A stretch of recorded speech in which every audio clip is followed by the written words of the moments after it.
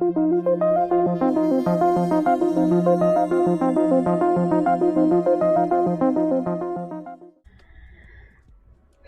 everybody, welcome to the launch of the Mars 2020 mission with Perseverance rover and Ingenuity drone. I'll do my best to answer some of your questions here before the official broadcast gets started at 7 o'clock, which is in 28 minutes. Congratulations to Dale Duncan on becoming a grandpa, that's very cool. Cameron McGee asks, hey, Raw Space, what is the little helicopter drone thingy going to be doing when it is launched up with the rover? So, the Ingenuity drone, I think I'm clipping a little bit. Let me reduce the mic volume just a tad. The Ingenuity drone is going to be,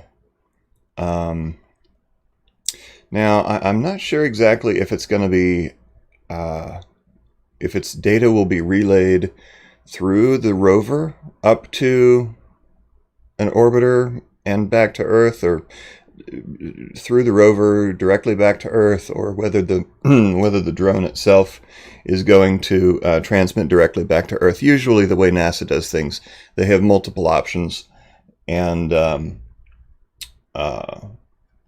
you know, they start with the more robust, you know, data transmission option, and they have multiple backup plans. But as far as what exactly it will be doing, it's primarily a tech demo. So what they want to do is, I mean, it's basically a proof of concept that we can remotely operate a drone on another world with non-live communications, because there's, of course, a few minutes of light lag in between here and Mars.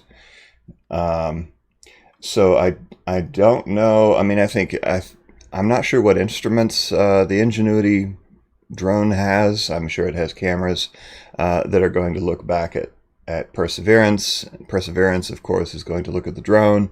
I'm not sure how far away from the rover it's going to fly. I've always been curious to see exactly how it's going to fly, because the Martian atmosphere is super thin, just a few percent of the thickness of Earth's atmosphere. So there's really not much material to grab onto as far as, you know, trying to hover. But I guess we shall see. I'm sure they did lots of vacuum chamber tests with Ingenuity to make sure that they didn't forget you know, adequate blade size, etc., etc.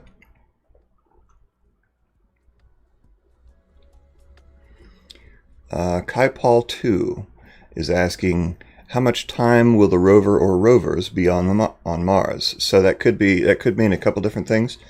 As far as the time it's going to take to get to Mars, about 7 months. The rovers, well, there's 3 missions launching to Mars.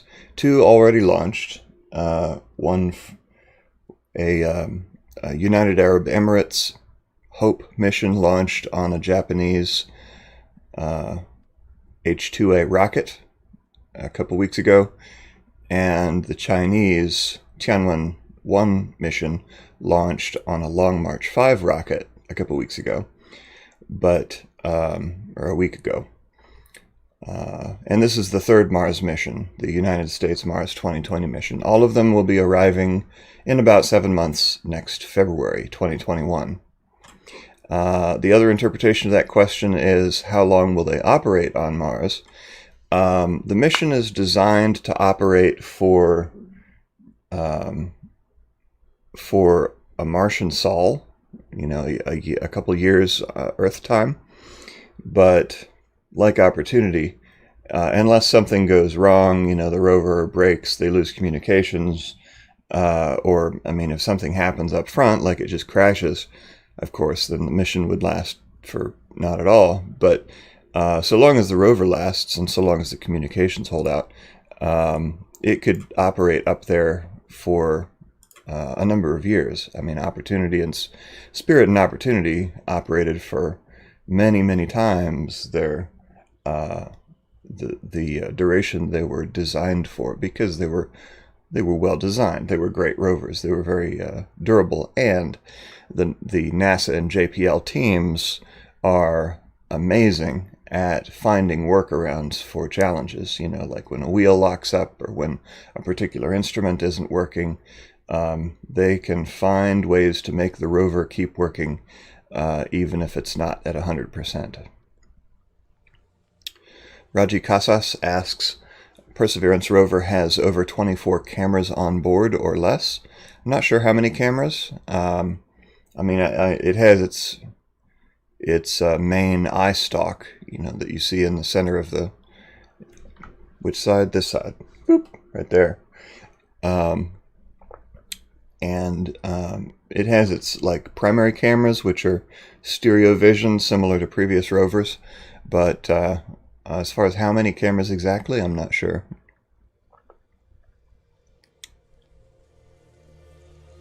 Tom Brown hopes they persevere with this. Very clever. But agreed, hopefully they do. Christina Galvadite with a technical question. What is the entry angle to the Mars atmosphere?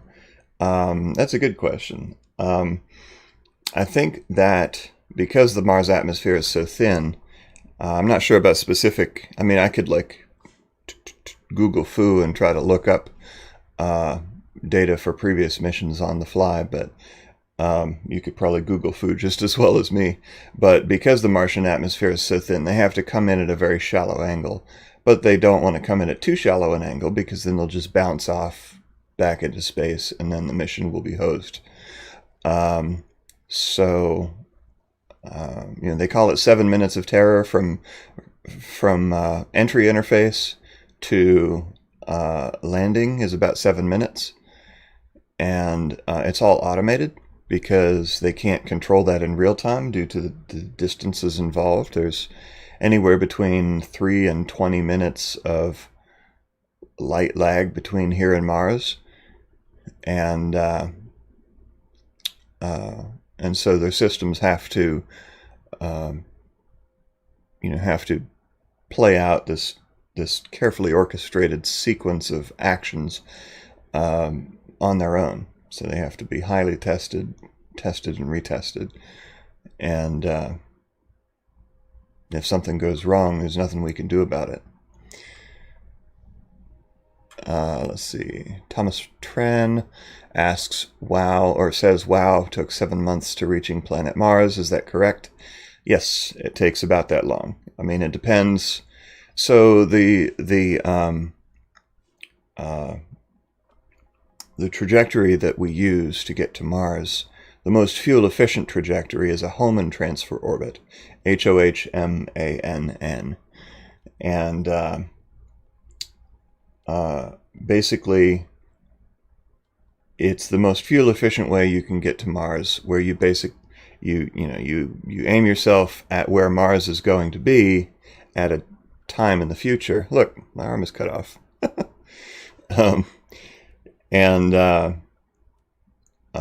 So I mean, like if we had Epstein drives or whatever, if we had some sort of super powerful rockets that could provide continuous acceleration for days or weeks or whatever, then we could get to Mars much quicker. We could go basically directly there. But current technology, we're bound to chemical rockets, and if we wanted to get to Mars quicker, we would need to use huge amounts of fuel. We would probably need to do something like launch a craft into Earth orbit and then dock it with some sort of refueling craft, like SpaceX is talking about with Starship. Starship. And then once it's refueled, boost out of Earth's orbit and toward directly toward Mars. But we can't do that currently. We don't have those systems built and in place. Cameron McGee asks, is NASA going to colonize Mars, or is SpaceX? Well, they're both trying to get there. I mean, realistically speaking, I don't think we're going to put boots on the ground on Mars until, bare minimum, I would say mid-2030s. I mean, it could just be an endless pipe dream because it's a really, really expensive and complicated proposition that, we need a lot of systems still to be designed and built in order to accomplish that. I mean, going to the moon is easy, comparatively. You get there in 4 days or thereabouts. You set up shop, you come back, and if anything goes wrong, you're 4 days away. If anything goes wrong on Mars, you're dead. There's nothing you can do, besides grow potatoes and a long beard. Yeah, so unfortunately, I mean, as much as we all want to see humans on Mars, it's still a ways off. As far as who gets there first, that's up for grabs. I mean, SpaceX can't get there without Starship. NASA can't get there without Orion or whatever. So I don't know. It's a toss-up, really. I wish them both the best. I hope they both get there. As a matter of fact, I hope they touch down at the same time in dual live streams, and I will be there for it.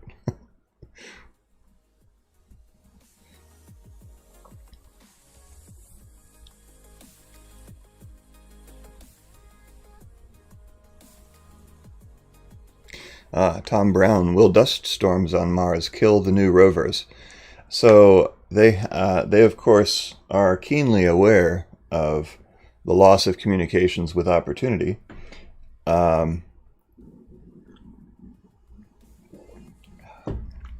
Coffee.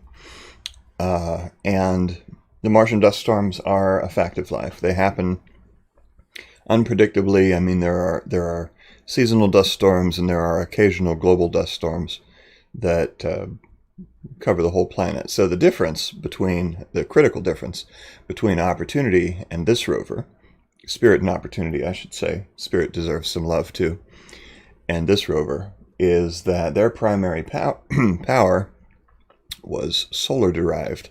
They had solar panels on top in that triangular pattern, sort of like a stealth bomber. Whereas this uses a radioisotope battery. Basically, it's a nuclear power source, so it does not rely on the Martian sun. It does not rely on the sun to generate its power. So we're not going to lose the rover because of a dust storm, but it might still cover the instruments, which is a problem. And I'm not sure what if anything they've done to. Well, I'm sure they have taken some steps to mitigate that. But I'm not sure what, like windshield wipers on the camera lenses. I'm not sure, but that question may have been asked of JPL in one of the many briefings this week. I think they did mention the dust storms in one briefing, but they didn't provide a lot of details as far as what was done about it. Unfortunately, the NASA briefings are sort of very high-level overviews. They don't contain a lot of meat and potatoes, as it were. There we go. So, any questions here? Gaps between the planets in the outer solar system are larger, very much so. Dave Austin says go to the moon and then to Mars, works out quickly, then straight from Earth. Emmanuel Kajukam says hi. Hello.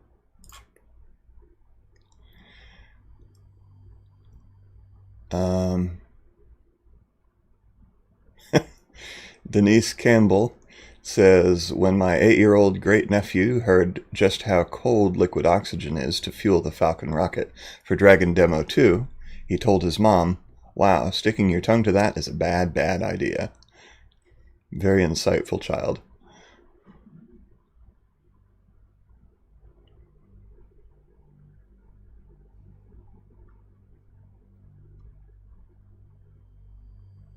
Dale Duncan says that the Ingenuity drone is supposed to range quite far. Again, we'll have to see just how far it does go, whether it's out of line of sight or what. I'm not sure about the exact operational parameters of Ingenuity. Tom Brown says we need stargates. That would be handy, but could open up a can of worms that we're not quite prepared to deal with aliens and whatnot. Jonas Strapas asks, what advantage of living on Mars?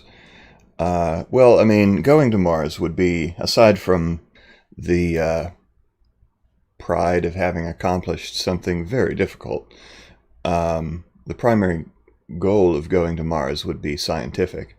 The number one question, really, the number one unanswered question in all of science, I would say, remains, are we the only life that exists? And so most of NASA's efforts, I mean, studying the outer solar system, like, Jupiter, Saturn, Pluto, etc., even Venus, Mercury, the inner solar system, studying the other planets, we haven't been looking for life. We've been studying their geology and their the way the moons interact with Saturn's rings and etc., and the landforms and so on and so forth. But with Mars, most of our missions have been focused on water and life, seeing if there is any chance that life once existed, or perhaps microbial life might still exist on Mars. Because so far, humans have exactly one example of life anywhere in the universe that we know of, and that is right here on Earth. And the big question is, does it or can it exist elsewhere? It seems reasonable to think that it could exist elsewhere, but we simply haven't found any. We don't knowingly hear any signals coming from elsewhere as far as like intelligent species. We don't see any obvious signs of life like dinosaur bones laying around on Mars, or chemical trace like evidence that life exists. But we keep looking, and so the advantage of living on Mars would be that we can have people, actual scientific experts, walking around studying Mars up close and personal. I mean, there's only so much you can do with rovers, even smart rovers. What Spirit and Opportunity took months to accomplish, a human on Mars could do in, a few days. Because our brains are much more, robust and adaptive than any computer we can send up there. And any robotic system we send up there has to be, is limited, because it can't be controlled live remotely.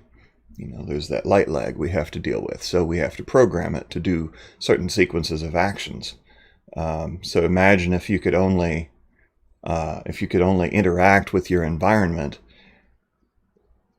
by, moving and then like programming yourself to make another movement in 5 minutes or 15 minutes or whatever.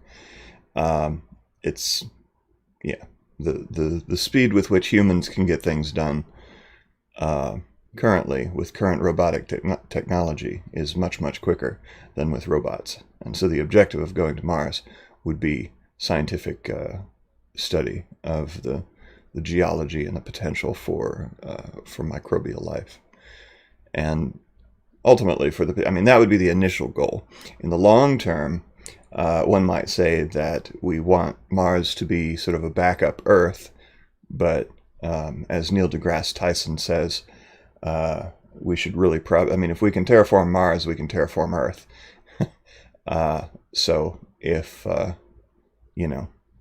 as far as humanity's expansion, sure, that's great, but we do need to take care of our home first and foremost. Not to the exclusion of expansion, but in addition to. Wayne Wrigley, Slick Hat Brother, thank you very much. Got it from the Saturn V exhibit at Kennedy Space Center last year. It was a very cool place. I touched a moon rock. I touched a 4 billion year old rock from the moon that millions of other people have touched. No social distancing back in spring of 2019. Dave Austin says if you leave the moon to Mars, it would be less time than going from the Earth to Mars. So the main difference is the size or the depth of the gravity well that you're trying to exit from. And Earth is very massive. It has a big gravity well. And it takes a lot of fuel to get off of Earth. That's why it took a 360-foot rocket to get, 3 little humans from here to the moon. Whereas from the moon is actually a pretty good launching spot because it's only got, 1/5 the gravity of Earth. However, that's still 1/5 of Earth's gravity. It would take less fuel to launch from orbit than it would from the surface because you're already in space. You don't have to get off the ground. You're already moving thousands of miles per hour relative to the body you're orbiting, and you can use that momentum to boost you into a transfer orbit to Mars. So ultimately, it's less time to launch from orbit than it is from the surface of any planet. Liam Laws 20, thank you very much for that donation, very generous. And of course, we are all friends here. You are welcome, and you can consider yourself our friend. Spaceflight Gamer Now asks, do I think SpaceX should be launching the rover? Well, SpaceX currently isn't. They don't have entry, descent, and landing systems designed or built. Their plan is to keep working on Starship out in Boca Chica, for which you can see their progress, or on which you can see their progress on Lab Padres channel. They have 24/7 live views of the Boca Chica Starship development site. So their plan is for Starship to be sort of their space shuttle for the future that can go, to any body and come back. I think NASA and JPL are the right ones to be doing this mission right now. But once we do have Starship, then the story might change. But Starship is a big hammer. This Perseverance rover is launching on a trusty old Atlas V rocket. So, and Starship is launching on a yet-to-be-built Super Heavy, which is a monster.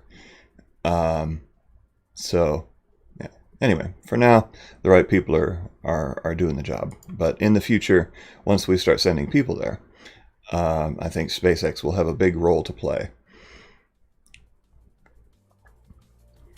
Kai Paul 2 says, did you know that all the gas giants have rings? Rings of different, to some degree. Earth may have even had a ring at one point. But in astronomical terms, rings don't actually last that long. You know, maybe a few million years.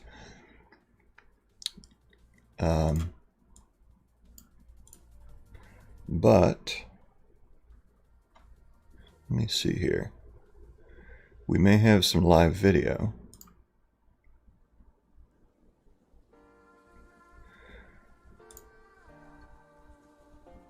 Yeah, it looks like they've got a live feed going. Let me give that to you.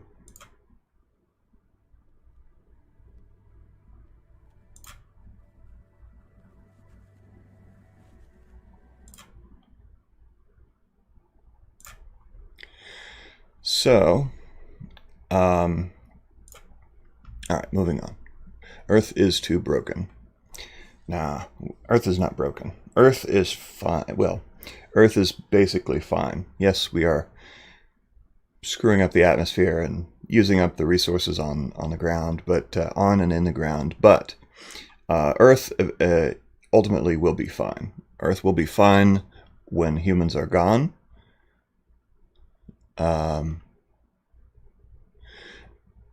Okay. Liam Laws 20, thank you again for that donation. What made you start this channel? It's an interesting story, really. Not terribly exciting, but interesting nonetheless. The channel started, basically, I wanted a place to dump Apollo launch videos. So I upload, like, I had these Apollo launch videos and I wanted a place to put them, and YouTube was there, so I wanted to share them with other people. So I uploaded them, and I pretty much forgot about the channel for a few months. You know, I didn't start it with the intention of, there we go. I didn't start it with the intention of it becoming anything. I just created it as a place to put cool NASA videos. So a few months later, I checked on the channel and I noticed, well, gosh, one of the Apollo videos, the launch broadcast from the NASA launch broadcast, had like a couple 100,000 views, and I had a few hundred subscribers without having done anything really. And so I was like, wow, that's cool. Apparently there's an interest here. So I started expanding the channel, adding more videos, and then after Starman, I started after the initial Falcon Heavy launch, I started streaming Starman, and there started the live streams. So here we go with their live broadcast. I will go ahead and switch you over. Let's take a look at the live coverage of the launch of Perseverance rover. In less than an hour, NASA's 300 million mile journey from America's shore to Jezreel crater on Mars will begin with the launch of this Atlas V rocket into space. And at the top of that rocket, with a beautiful sunrise and shrouded by that protective fairing, is the Perseverance rover headed to Mars, ready to ride a column of fire and smoke on its way to the red planet. What a beautiful morning here on the Space Coast. Welcome everyone. Behind us, the star of the show. This is a life-size mock-up of the Perseverance rover, which is just like the one we are launching to space. Hi everyone, I'm Daryl Nail. And I'm Mujige Cooper. In the 50 minutes leading up to launch, we will show you how this mission will reach and search for ancient microscopic life on Mars and test new technologies critical to the ultimate goal: future human missions to Mars. That's right, and we've got the rocket on the pad and it is ready to go. A beautiful day outside. We're L-47 minutes and counting until launch, and so far the countdown to Mars is on track. We've got great weather, the rocket's looking good, and it puts us on track for a launch at 7:50 a.m. Eastern Time, the beginning of a 2-hour window. In today's coverage, we will hear Grammy Award winner Gregory Porter. We'll talk live with Derek Muller of the YouTube channel Veritasium, along with the aerospace engineers, scientists, and a NASA astronaut. Oh, it's going to be a great show. Yes. I love it. I love it. And we have teams from coast to coast, folks, helping us count down to Mars. We will go live to the Atlas Spaceflight Operations Center, just a few miles away from us. And we'll go live to California, to the Jet Propulsion Laboratory, where the Mars 2020 mission team is standing by to communicate with Perseverance after it gets to space. And of course, we are here to tell you what the Perseverance mission is all about. It's an exciting day for all of us here. So we want to walk you through what you will see next during the countdown and the rocket launch. So let's send it over to Joshua Santora and Mick Wiltman, who are with the ULA and Launch Services program teams. Gentlemen. Hey, good morning, Daryl. I'm Joshua Santora, and I am here at Atlas Spaceflight Operations Center, joined by Mick Wiltman from NASA's Launch Services program. Mick, you excited to go to Mars? I am excited to go to Mars this morning, Josh. This is a great day. The sunrise out there looks awesome on this rocket, and ready for a great launch today. Thanks for having me on the show. Man, happy to have you along, providing a ton of good context as we go through. Before we dive into the story of Perseverance, we want to give you a preview of what's ahead today in the countdown. Things really got going this morning just after midnight, actually, and Atlas V is just about ready to fly. In a few more minutes, we're going to get the final check of the weather, and that weather report should be coming back really positive. It's been great all morning. We have the terminal count ahead after that. We will be proceeding through the last few minutes of the countdown, and then the drama will be at its peak at launch when the clock strikes 0, the engines ignite, and the spacecraft and rocket take flight. After successfully passing through max Q just shy of 2 minutes into flight, the solid rocket boosters will be expended and will be jettisoned. Nearly 2 more minutes, and the payload fairing, what you might call the nose cone of the rocket, that has been protecting Perseverance, will no longer be needed. It will split in 2 halves and fall away from the accelerating vehicle.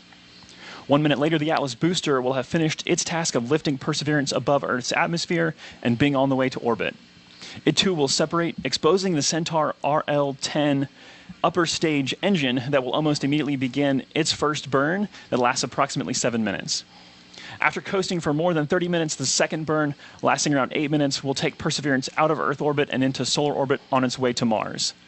That sets up spacecraft separation and the final milestone we're hoping to hear this morning, the acquisition of signal. And I say hoping to intentionally because it's quite possible that Perseverance will be in perfect condition, but we won't make contact during the broadcast. So lots more to come, lots ahead. But Daryl, we're going to throw it back over to you now to tell us more about this amazing mission. All right, thank you, Joshua and Mick. We've got a lot of really smart people and talented people that we're going to be talking to today. But let's begin with a scientist who's coming up in just a bit.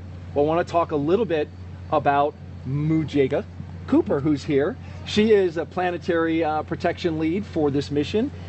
Thank you so much. You've been working on this for a while, Moo. Yes, this has been 7 years in the making, and I'm so excited to share this moment with you and with those that are viewing today. I'm just ecstatic. It's fantastic, and we're in a launch period. People probably want to know, why are we launching today? Why are we launching right now? We're in a period that only comes around once every 2 years. Yeah. Explain that. The orbits of Earth and Mars are on the same side of the sun so that we can reach that destination with less fuel. So it's the best time. Short journey, less power. We like that. And we're studying the climate, the geology, and searching for ancient life. But Moo, what kind of life are we talking about here? Well, when we search, we're not going to find dinosaur fossils, right? We're likely, no? Unfortunately, likely we're going to find it in the form of microscopic life. We're hoping ancient life. We're hoping. Yeah, we don't know if it's there, right? Yeah, don't know. Okay, well, that's why we're going. Yes. All right, thank you very much, Moo. And back here on Earth, our friends at Twitter are celebrating Mars 2020 in a very special way we want to let you know about. Check this out. If you tap the like icon on any tweet containing the hashtag countdown to Mars, you'll see an animation brighten up your screen. You can check it out. Also, the like button itself has a special little animation that you can see. Oh, right there in the corner. See that? Did you see that movie? The little sun and the rocket went around it? Hit it there. That's right. You just hit it and it goes. Oh, there you go. It will also work in any language from our partner countries, including Spanish, French, Norwegian, and Italian. Wow, that is pretty incredible. That's pretty neat. Yeah. And despite the daunting challenges, NASA has a long history of missions to Mars, going all the way back to 1965 with the Mariner 4 spacecraft. Yeah, and we've covered a lot of ground on Mars since then. So let's head out to California and join JPL's Raquel Villanueva. Raquel, what can you share about our history of exploring Mars? Well, Daryl, in the past, we explored the red planet with orbiters and landers, but it was the ability to move around Mars with rovers that truly helped unlock its secrets. Today, I'm joined by Perseverance Deputy Project Manager Jennifer Trosper. She has worked on every single Mars rover mission for the past 3 decades. Now, Jennifer, how does today's launch fit into the history of exploring Mars? Well, we have always been interested in Mars because it's the thing that's most like Earth that we know of. And it's a little bit different today, and so understanding what happened to Mars will help us understand more about our solar system and also more about Earth. Now, as we said, Mars exploration started in 1965 with the Mariner spacecraft flying by Mars. And in 1975, we actually landed the Viking 1 lander on the surface of Mars. And then after that, we started sending orbiters with more sophisticated instruments. Those instruments would do global mapping. They'd find the minerals. They'd find the topography of Mars. They'd actually study the weather of Mars. But we found out that those orbiters needed partners. They needed partners to go down to the surface of Mars and explore like a geologist on Earth would, where he walks around and takes pictures and maybe she takes some measurements. That's what these rovers needed to do, and that's really what started the Mars rover program for us. Our very first rover we sent in 1997, it was a Sojourner rover. Sojourner weighed about 25 pounds and drove all of about 400 feet. But she really showed us what value a rover on Mars could have. And so then the Mars program started the Follow the Water theme to try to understand Mars better. And the first 2 rovers that were sent to Mars to follow the rover were Spirit and Opportunity. They landed on opposite sides of Mars in 2004, and they drove 30 miles combined. And they both found evidence that there had been water on Mars in the past. But we still weren't sure whether that water fostered an environment that was good for life. And so then we sent Curiosity in 2012. The Curiosity rover was big, it had a big robotic arm, it had a drill, it had a science lab in the front. And Curiosity was trying to understand the habitability of Mars. Could Mars have ever fostered life? Could life have ever grown on Mars? And within months of Curiosity landing on the surface, she actually found an ancient habitable environment on Mars. But we still don't know if life ever did form on Mars, and that's the goal of the Perseverance mission. Welcome back to the Kennedy Space Center in Florida, where our next Mars rover will be propelled into space by an Atlas V rocket. And the man who leads the company tasked with safely getting Perseverance off this planet is Torrey Bruno. He is the CEO and president of United Launch Alliance. We appreciate you being here, Torrey, this morning. Oh, happy to be here. How is the launch team doing? How are you doing? Well, the launch team is doing great. They've been on station for hours. They're calm, they're confident, they're going through the script. I'm a little nervous, but I always get nervous before all of my 400 launches so far. Wow. You get a little nervous. Why do you get nervous? Well, you know, a rocket is such an incredibly powerful and complex machine. Everything has to go right. Nothing can go wrong. And it's just, it never gets old. It's always the same. It's always exciting. Yes. And this is a particularly exciting mission. Talk a little bit about that. This is the largest and heaviest rover that we've ever sent to the red planet. So how did you configure your rocket to do this launch effectively? Yeah, this is our second most powerful Atlas, the 541. We call it the Dominator. It's got 4 giant SRBs, each putting out 350,000 pounds of thrust to augment the center core. And so it has got the power to get out there to Mars, as well as the precision. It's the most accurate rocket in the world, because when we let it go, it's got about 200 million miles to travel on that transfer orbit. And precision is key. That is right, yes. So the power source for the Mars rover is a contained radioactive battery. I've seen it up close, and we had to alter the way we behaved around that. Yes. How has that changed your team's efforts? Oh yes, the operations around that are completely different. Now, we have a lot of experience with these. We've flown all of America's RTGs, and we're the only provider that is certified to handle them. But, you know, it is still 11 pounds of plutonium, as you saw. Yeah. And in this particular case, the one very special thing was to install it in the VIF, where we would normally never breach the containment around the spacecraft, because it has to be clean and biological free. but we created a portable clean room and brought this nuclear battery out and installed it in the machine while keeping everything perfect. Awesome. Can you explain what the VIF is, actually, before I let that go? Yeah, the VIF is the Vertical Integration Facility. So these rockets are so gigantic, we build them in a factory, but we can't assemble them there. Atlas and Perseverance are standing 20 stories proud right now on the pad. So they come to they come to Canaveral in pieces on our rocket ship, and then we assemble them in the Vertical Integration Facility. And normally the last thing would be to bring an encapsulated, under the fairing, perfectly clean and prepared spacecraft and put it on top, which we did, but then we opened it to install the MMRTG battery. And that came late in the process, and that was intentional. Yes. You mentioned there's a certification for who certifies the rocket? So NASA certifies the rocket, and then NASA and the Department of Energy certify a provider like us to handle a nuclear payload because of all these special requirements. Very good. You know, when you were preparing for this mission, you couldn't have imagined, a year ago that you would have a coronavirus pandemic wreaking havoc on this state. How did you handle that, and how did you overcome it? Yes, well, the one big lesson learned here is you can't buy back time. So when this broke out, our response was early, it was aggressive, and fortunately it was effective. So we did all the things you might be familiar with. We wipe down every surface every hour, we deep clean every evening, we are wearing PPE, we have our teams spread out, we actually change the flow of the work to keep our people safe, but to also keep these vitally important missions going. And of course, I can't say enough about our team.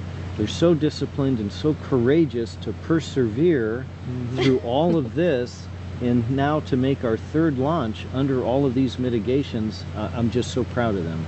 Well, Tori Bruno, CEO of United Launch Alliance, we appreciate you being here, sharing your knowledge with us. Good luck with the rocket launch today, and enjoy it. Thank you very much. Go Atlas, you. go Perseverance. All right. The countdown to Mars is well underway. Let's go to our launch commentator team for an update on the pre-launch efforts and a weather forecast. Joshua? Hey, thanks, Moo. Operations this morning have been really pretty quiet. Mick, can you tell us what's transpired to get the rocket to the point that it is today, right at this moment? Yeah, actually, Josh, it's great to have a quiet countdown this morning. That means really good things for us here in the ASOC. But the teams did come on station today about midnight.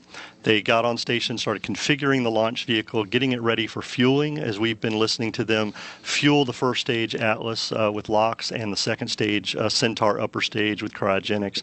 The team continues to do that. They've checked out the avionics, the electrical systems. They've also done a flight termination system check with the range. So all systems are looking nominal, and the team is now currently in their T-4 and holding, and just assessing the telemetry and the launch vehicle as we get ready to lift off this morning. Yeah, and it is a programmed hold, so this is part of the plan. This is not anything going wrong. We do have a 2-hour window today, but everything is charging ahead towards that 7:50 a.m. Eastern liftoff time. We want to introduce you to a few of the teams involved this morning. We want to start with the U.S. Space Force. They're responsible for the range operations and weather activities. So, Mick, tell me about the range really fast before we get this weather briefing in just a few seconds. Yes, the United States Space Force is responsible for public and personnel safety here at Cape Canaveral Air Force Station and Kennedy Space Center, where we're launching from. So a very important part of the mission today. They are one of 5 teams that are working with us to launch Mars Perseverance on its way this morning. And an important part of that, not only public safety, but is they also do weather for us to make sure that everything looks good. As we saw that sunrise this morning come up right behind, everything is looking good. So.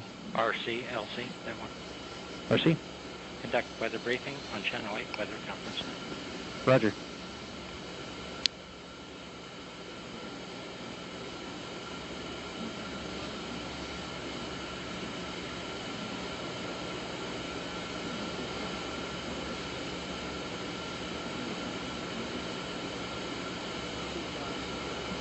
Sorry, we thought we were going to get that for you live, and apparently the audio is on another channel. Forgive us. You should be looking at a visible satellite image. We have now mostly clear skies, a few clouds off to the east over the water.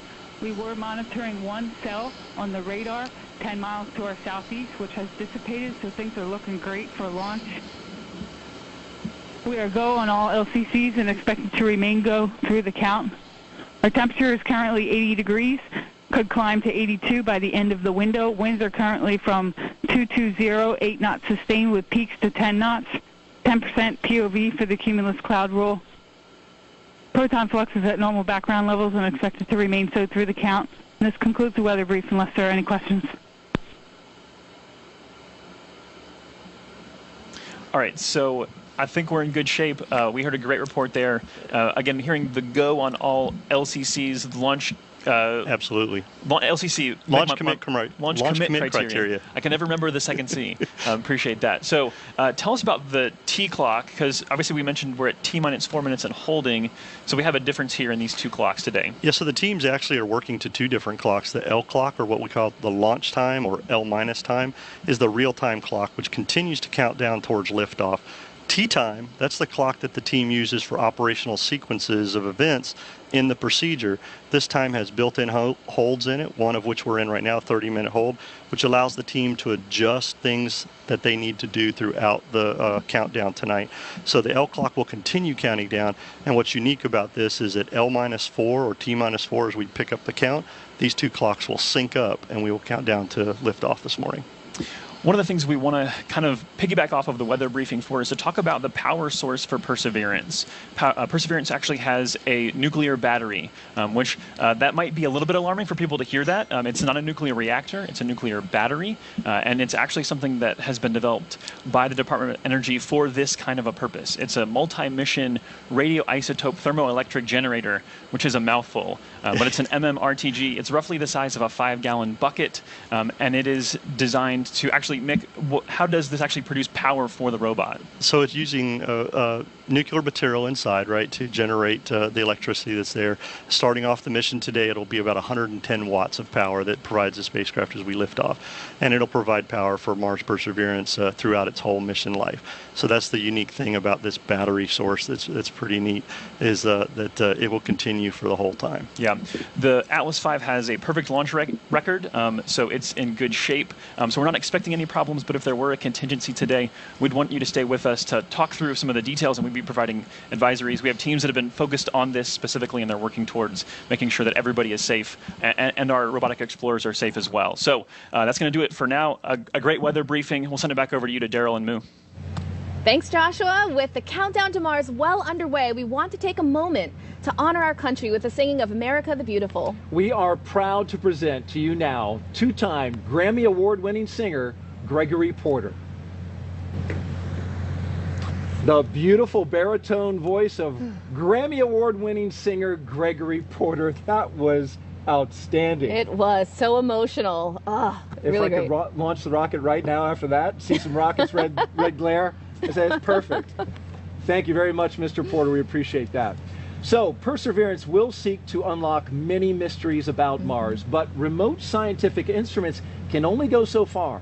Joining us now to talk about returning Mars samples back to Earth is Dr. Laurie Glaze, Director of NASA's Planetary Science Division. Thank you so much for joining us today. It's my pleasure. Happy to be here. Yeah.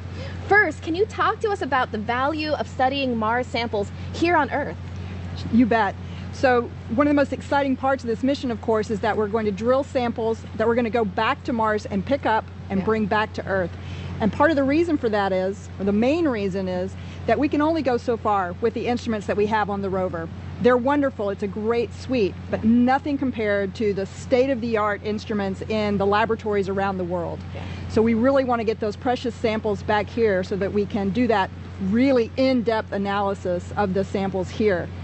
In addition to that, not only do we want to study them now, today, with those state-of-the-art instruments and facilities, we can preserve actually most of the sample for decades, and that will allow us to use future instruments that haven't even been invented yet, or answer questions we haven't even thought of yet. So it's really important to get those samples back here. And could we confirm life if it is there with the instruments we have on the rover, or would that actually happen back on Earth? I fully expect we won't be able to make that real determination until they're back here on Earth. We expect with the instruments we have on board to be able to detect biosignatures and the types of things that say, yes, this is a sample that may contain evidence of past life in the sample, but I think it'll be very difficult to confirm that until we actually get the samples back here on Earth. Speaking of getting them back here to Earth, the key part of this, how will you do that? That's a great question. We're already starting work on that next mission called Mars Sample Return.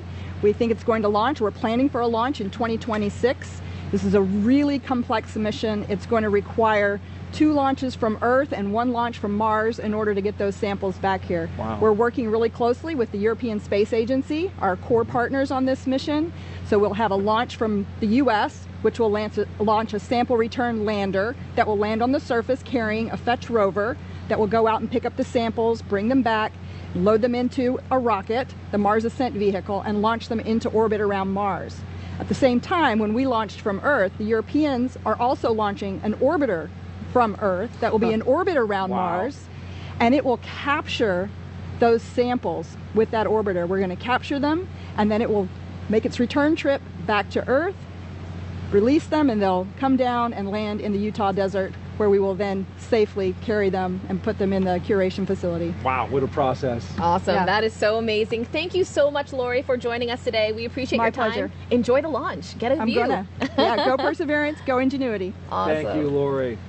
Well, in the early 1900s, the Wright brothers proved powered flight was possible on Earth. Now, NASA plans to test a powered flight on Mars with an ingenious helicopter. So let's get back out to California now. And Raquel, the Martian atmosphere is 99% less dense than here on Earth. So this is no easy task to fly on Mars. It is, Daryl. Now, hitching a ride on the Perseverance rover is an exciting technology demonstration. The Mars Ingenuity helicopter. Now, if successful, it would mark the first time humans have taken powered flight on another planet. Ingenuity's project manager, Mimi Ung, joins us now to talk about the set of milestones Ingenuity needs to hit in order to take flight on Mars. Hi, by the way, we just had an earthquake in this room. But anyway, with that, Mars helicopter tech demo is motivated by the potential of adding the aerial dimension to space exploration. In the future, a helicopter can serve as a scout for rovers and astronauts. A helicopter can get us to places of high scientific interest that cannot be reached today.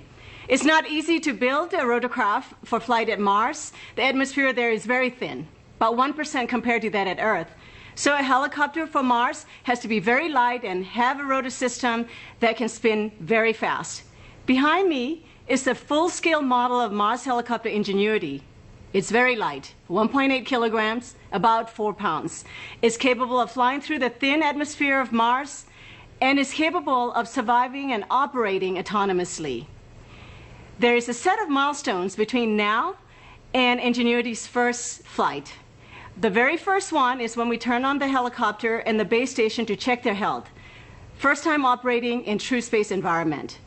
The next major milestone will be when Perseverance rover deploys Ingenuity helicopter to the surface. The deployment will also mark the first moment the helicopter starts to work on its own in a standalone manner. It will never return to the rover. And the first major milestone then will be the helicopter surviving the first cold Martian night, about minus 90 degrees Celsius. And we've designed the helicopter to keep itself warm. So we've planned for up to 5 flights in the 30 Martian days that have been set aside for our flight experiments. The flight data we get from the helicopter will inform our team the health of the helicopter and performance of each flight. The data could also include a few color photos. First ever photos of Martian terrain taken from aerial vantage. That would be true icing on our cake. Cake, Mimi, thank you. And you're right, we did have a little bit of a shakeup, but everything seems to be okay right here so far. And we look forward to Ingenuity's first flight. And with that, let's head back to KSC as we continue the countdown to Mars. All right, thank you, Raquel. When the name Perseverance was chosen for the rover, our country was in the early stages of the COVID-19 pandemic. Now, the name is also a fitting description of what NASA teams needed to get this rover to the pad on time. Joining us now is NASA Administrator Jim Bridenstine. Thank you very much for being here, Jim. Perseverance is meaning a lot, and that includes recently a 3.9 earthquake that we have reports of in California. Yeah. We just saw our own Mimi Ung. She said things were rattling there. So we are persevering a lot. Good thing we're not launching from Vandenberg today. You're absolutely right about that. Things looking good here in Florida. I want to ask you, why did you choose to move NASA forward on this launch in the midst of a global pandemic? Oh, well, there's a number of reasons, but I think the biggest thing is, the public wants to see the United States of America and our international partners do stunning things. And we have a history of doing amazing things in the most challenging times, and this is no different. So look, here's the other challenging thing with Mars in general. We can only go to Mars once every 26 months when literally the planets are aligned. And if we miss this launch window, it would cost us $500 million to store this vehicle for the next 2 years. And so there's a lot of reasons to go forward. Some of it is, financial, the NASA budget, and then the other big reason is Americans want to see us continue to do big things. I want to be really clear though. We have made sure that all along this process, if somebody didn't feel comfortable working on this project, they had the option to not work on this project. And I will tell you, we didn't find that very often, if at all. Mm-hmm. I will also say that our highest priority was the safety of our people, and we wanted them to know that if they come to work, they're going to be safer at work than they would be if they stayed at home. And of course the personal protective equipment, the social distancing, the changing of schedules in order to minimize people working on the vehicle at one time. All of these things were put into place as protective measures, but it is true. The name Perseverance, which was given to this robot by Alex Mather, who's a 7th grader in Virginia. Mm-hmm. This is all about perseverance, and going to Mars, as you said, going to Mars is all about persevering in general. Doing it now is more persevering than ever before. Real quick, we've got a launch, of course, counting down. How are you feeling? Well, nervous as always. This is a lot of money at the top of a rocket, and of course not just the money, but the entire life's work of so many, thousands of people. So look, it's going to be a good day. We're knocking on wood, right. but it's going to be a good day for NASA. Thank you very much for being here, Jim. Appreciate Always. your leadership. Thank you. You bet. All right. Thank you so much. We are now at L-14 minutes and counting. Let's check back in with Joshua and Mick to get an update on preparations to launch the rocket. Joshua, there's an important poll by the Launch Services Program happening soon, right? Yes, absolutely. So the countdown is continuing. Obviously, a status report, we heard them talking about the earthquake, and everything is still good. We're hearing that on the back end, that things are proceeding well. No major issues or hiccups because of that. Everything going well. The savvy viewers out there will notice the clocks in motion, 2 clocks actually. The countdown clock there behind Daryl and Moo is at 4 minus and holding. Excuse me, at T minus 4 minutes and holding. But the clock on your screen now is the L clock, and that is continuing to count down towards that 7:50 a.m. liftoff time. Yeah, that's exactly right, Josh. As we talked earlier, the L time is the real-time clock that continues to count down to 0. At T minus 4 and counting, the 2 clocks, the T clock and the L clock, will sync up as the team continues to work their operational sequence events and the procedure. So the team is very focused this morning. As you already mentioned, the earthquake that was brought up, the team has assessed that and looked at it, and they're doing a great job and getting us to 0 this morning. So we mentioned the U.S. Space Force as one of the 5 teams earlier, and next up we have the NASA Launch Services Program team responsible for managing the launch, and we're going to hear a poll here from the NASA launch manager himself, Omar Baez. He's going to poll his team for their readiness to be able to report out in just a few minutes. So he's very punctual, so this should be coming right on time here in just a few seconds. Let's listen in now. This is the NLM on the NLM net. Currently working, no issues on range or the launch vehicle. Weather is green, 10% chance of violation, and winds aloft look good for the entire window. The spacecraft did experience some earthquake activity at their control center in Pasadena, but appears to be ready to proceed. And with that, I would like to poll the team for final launch poll and spacecraft configuration. NASA CE. NASA CE is go. SMA. SMA is go. SMD. SMD is go. NASA Mission Manager. NASA Mission Manager is go. LSP. LSP is go. Copy. NASA team is ready to proceed. All right, so we heard NASA team is ready to proceed.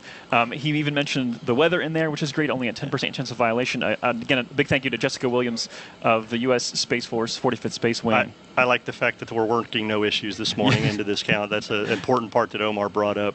And the team, one thing you need to understand about the NLM is it's a combined NASA team of spacecraft and engineering. So hearing all those goes is good this morning. And it's ironic, Moo, because the name Perseverance was chosen by a 7th grader who at the time he submitted that name, he didn't know that we would be faced with a global pandemic. So we are glad to have him and his family here, along with the student who named the helicopter, to watch the launch in person. Their names are Alexander Mather and Vaniza Rupani, and they are watching from the 5th floor balcony of our engineering building, just a stone's throw away from the countdown clock. Look at that, there they are, looking cool. Alexander Mather, who goes to Lake Braddock Secondary School in Burke, Virginia, submitted the winning essay to name our rover Perseverance. Yeah, they've got a great view. I've seen it from up there. They've got the VAB in the background, as you can see there, so cool. It's such a beautiful setup for this awesome launch. And Vaniza, who you can see her and they're waving. Hey guys, appreciate you. She's a junior at Tuscaloosa County High School in Northport, Alabama. She entered the contest as well and came up with the name Ingenuity for our helicopter that will accompany our rover to Mars. Thank you both for being here. What a neat view that is. Yes. All right, folks, with the coast phase coming up, we want to let you know that after the launch, it will be about an hour before Mars Perseverance separates from the second stage. When that happens, the rover will then be on its way to Mars, so hang in there. Yeah, don't go away, as we will walk you through the flight around the Earth, and we'll talk live with the astronaut Zena Cardman about our human exploration ambitions and NASA's Associate Administrator of Science, Dr. Thomas Zurbuchen. It's going to be great, folks, so stick around. It's L-6 minutes and 26 seconds now. And time to focus our attention on the launch operation the rest of the way to liftoff. So let's send it back out to Mick Woltman and Joshua Santoro. Gentlemen. Thank you. I want to let you listen into the remainder of this poll in motion. Let's go to that now. Range coordinator. Clear to proceed. Launch director. LD is go, and you have permission to launch. Proceeding with the count. ALC, verify T0 is set for 1150 Zulu.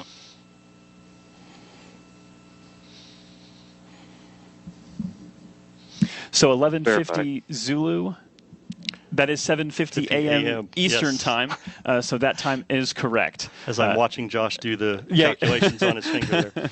Get my abacus out. That's right. No. So there's a lot to come ahead. One of the things coming up in just a few seconds. Minus 5 minutes, 30 seconds. OS, NSC. Go NSC. Spacecraft on internal power and timer set for T0 of 1150 Zulu. Roger. OS, start list data capture. Roger. Fantastic. All steps are complete prior to terminal count. LC switch is ready.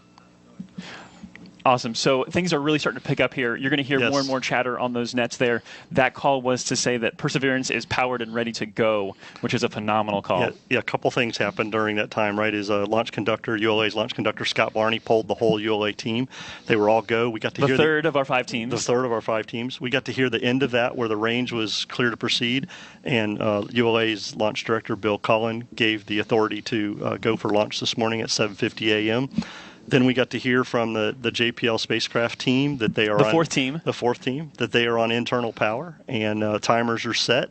They are targeting a liftoff of 7:50 a.m. this morning. So all things are looking good for us, Joshua, this morning. It's so, we talk about being nervous and excited. This is right here where we're nervous and excited. Yes. There are a lot of things happening as we get ready to count down to the liftoff this morning. We have about 15 seconds left in this hold before we pick up the count. Yeah, we're going to listen into that. The 5th team, the one we haven't mentioned yet, is the Department of Energy, who is responsible for the MMRTG, the power source for Perseverance. 3, 2, 1, mark. Awesome. So this is now the terminal countdown. This is that time when things become more and more automated over the next few minutes, and the energy's building, but the focus is increasing exponentially. Yeah, as Tori said during his interview, the teams are very disciplined, very focused on what they're doing, the operational sequence of events that they're following. They are making sure everything happens, especially in this T-4 and counting period, because there's a lot of things they have to do. They have to finish topping the vehicle, make sure that all the tanks, first stage, second stage on Centaur, are at flight pressures and full of fuel, ready to go for this morning. They have to make sure the FTS system is armed and ready for personnel safety just in case, so that the range can do that. They have to check the electrical and avionics systems. They have to make sure that the flight computer has all the information it needs to place Mars 2020 into the orbit it has to. So a lot of things going on. Exciting time for the team right now, but again, staying focused and following that procedure they've got. 3 minutes. As we look ahead to post-liftoff, want to kind of preview for you what's going to happen because there's going to be a lot going on. You're not going to hear much from us. You'll actually be hearing from the ULA flight commentator, Jesse Gonzalez. He'll be kind of giving those calls past liftoff that will walk us through maximum dynamic pressure and into SRB separation and then into fairing separation, booster separation, and then the first main engine ignition of the Centaur, yes. RL-10. And so then you'll kind of hear us jump back in and help provide some more context to what's going on. We encourage you to stay with us for the rest of the show, though. There's a ton more content we have to bring you, and we are far from over. Want to emphasize that the countdown to Mars is not done at 0 today. The countdown to Mars ends in February when Mars 2020 safely delivers Perseverance and Ingenuity to the surface of the red planet. So we're going to let you listen in now and enjoy the last couple minutes of the process of launching a rocket.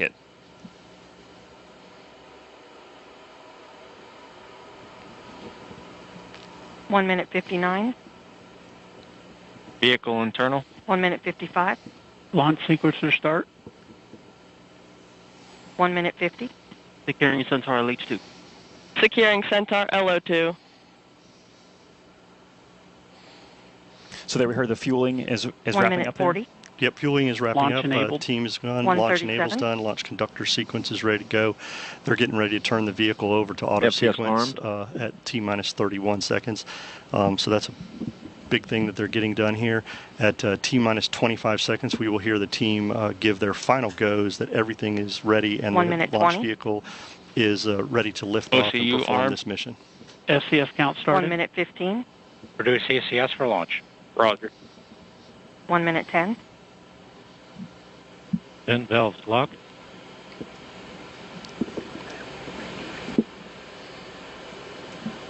One minute. Rock, report range status. Range green. That's good to hear, Joshua, right That means there. public safety there is accounted for, the FTS system. There you see on your screen a beautiful shot. The skies look great. There is little wind happening. You'd be able to see more of the venting. If there were wind, the trail of that venting. So we're ready to go. And actually, that's an 40 important seconds. point. The reason we don't see that Stable at venting is step the 3. vent valves have been locked up to put flight pressure into the tanks. And as we just heard, they're stable at step 3, which means the tanks are ready to go. And here at about 5 seconds, we will 28 hear seconds. the team ECS reduced for launch. give their Roger. final go. 25 seconds. Status check. Go Atlas. Go, Centaur. Go Mars 2020. There we go. We are ready to go lift off this morning, Joshua.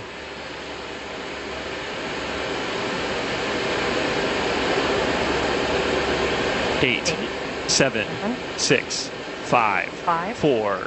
Engine ignition. 2, 1, 0. Release. And liftoff. As the countdown to Mars continues, the perseverance of humanity launching the next generation of robotic explorers to the red planet.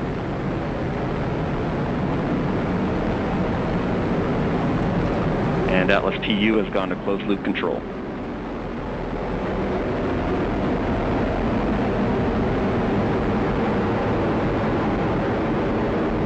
Coming up on 30 seconds into flight, the RD-180 is throttling down as expected. Engine response looks good. And Mach 1, Atlas 5 is now supersonic.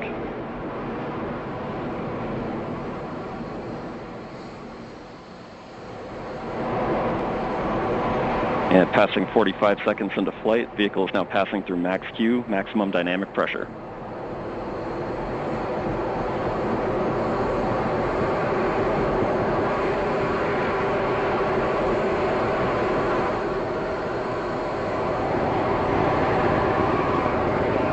And passing 1 minute into flight, the RD-180 is throttling back up as expected. Engine response looks good. At this time in flight, the SRB chamber pressures remain nominal. The RD-180 pump speed and fuel injector pressures are responding well to demands on the engine. Standing by for SRB burnout shortly.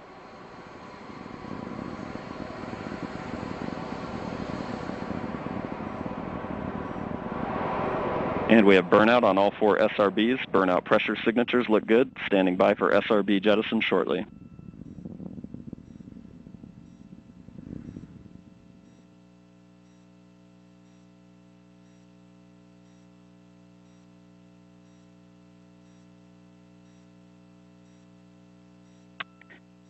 And we have a good indication of SRB jettison of all 4 SRBs. And the vehicle has gone to closed loop guidance. Vehicle body rates are responding nominally at this time.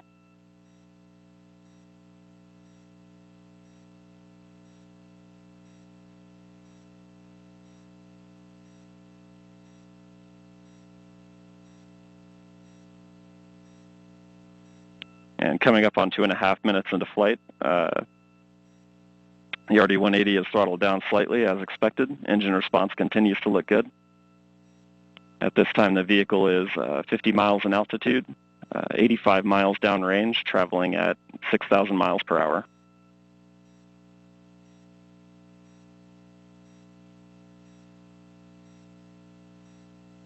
And the Centaur reaction control system is now pressurizing to flight levels.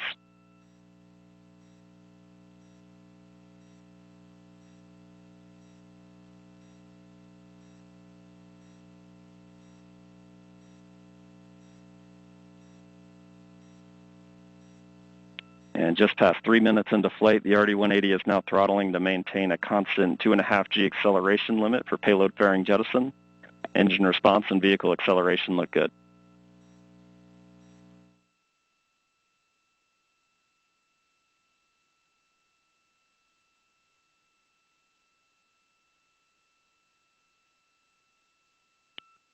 And we have good indication of payload fairing jettison and Centaur forward load reactor deck jettison.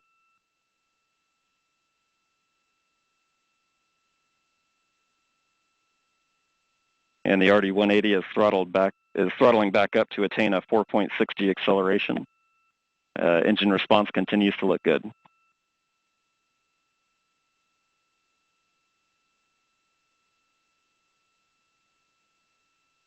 And Centaur has begun the boost phase chill down sequence to thermally condition the RL-10 for operation. Standing by for BECO shortly.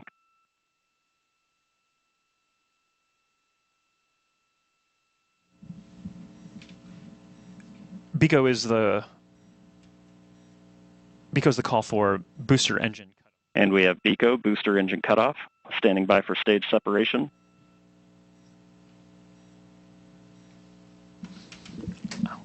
And we have good indication of Atlas Centaur separation.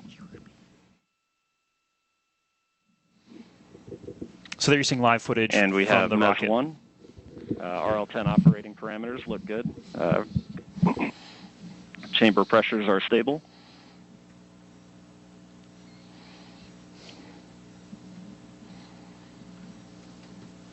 This will be the first of 2 burns for today's mission.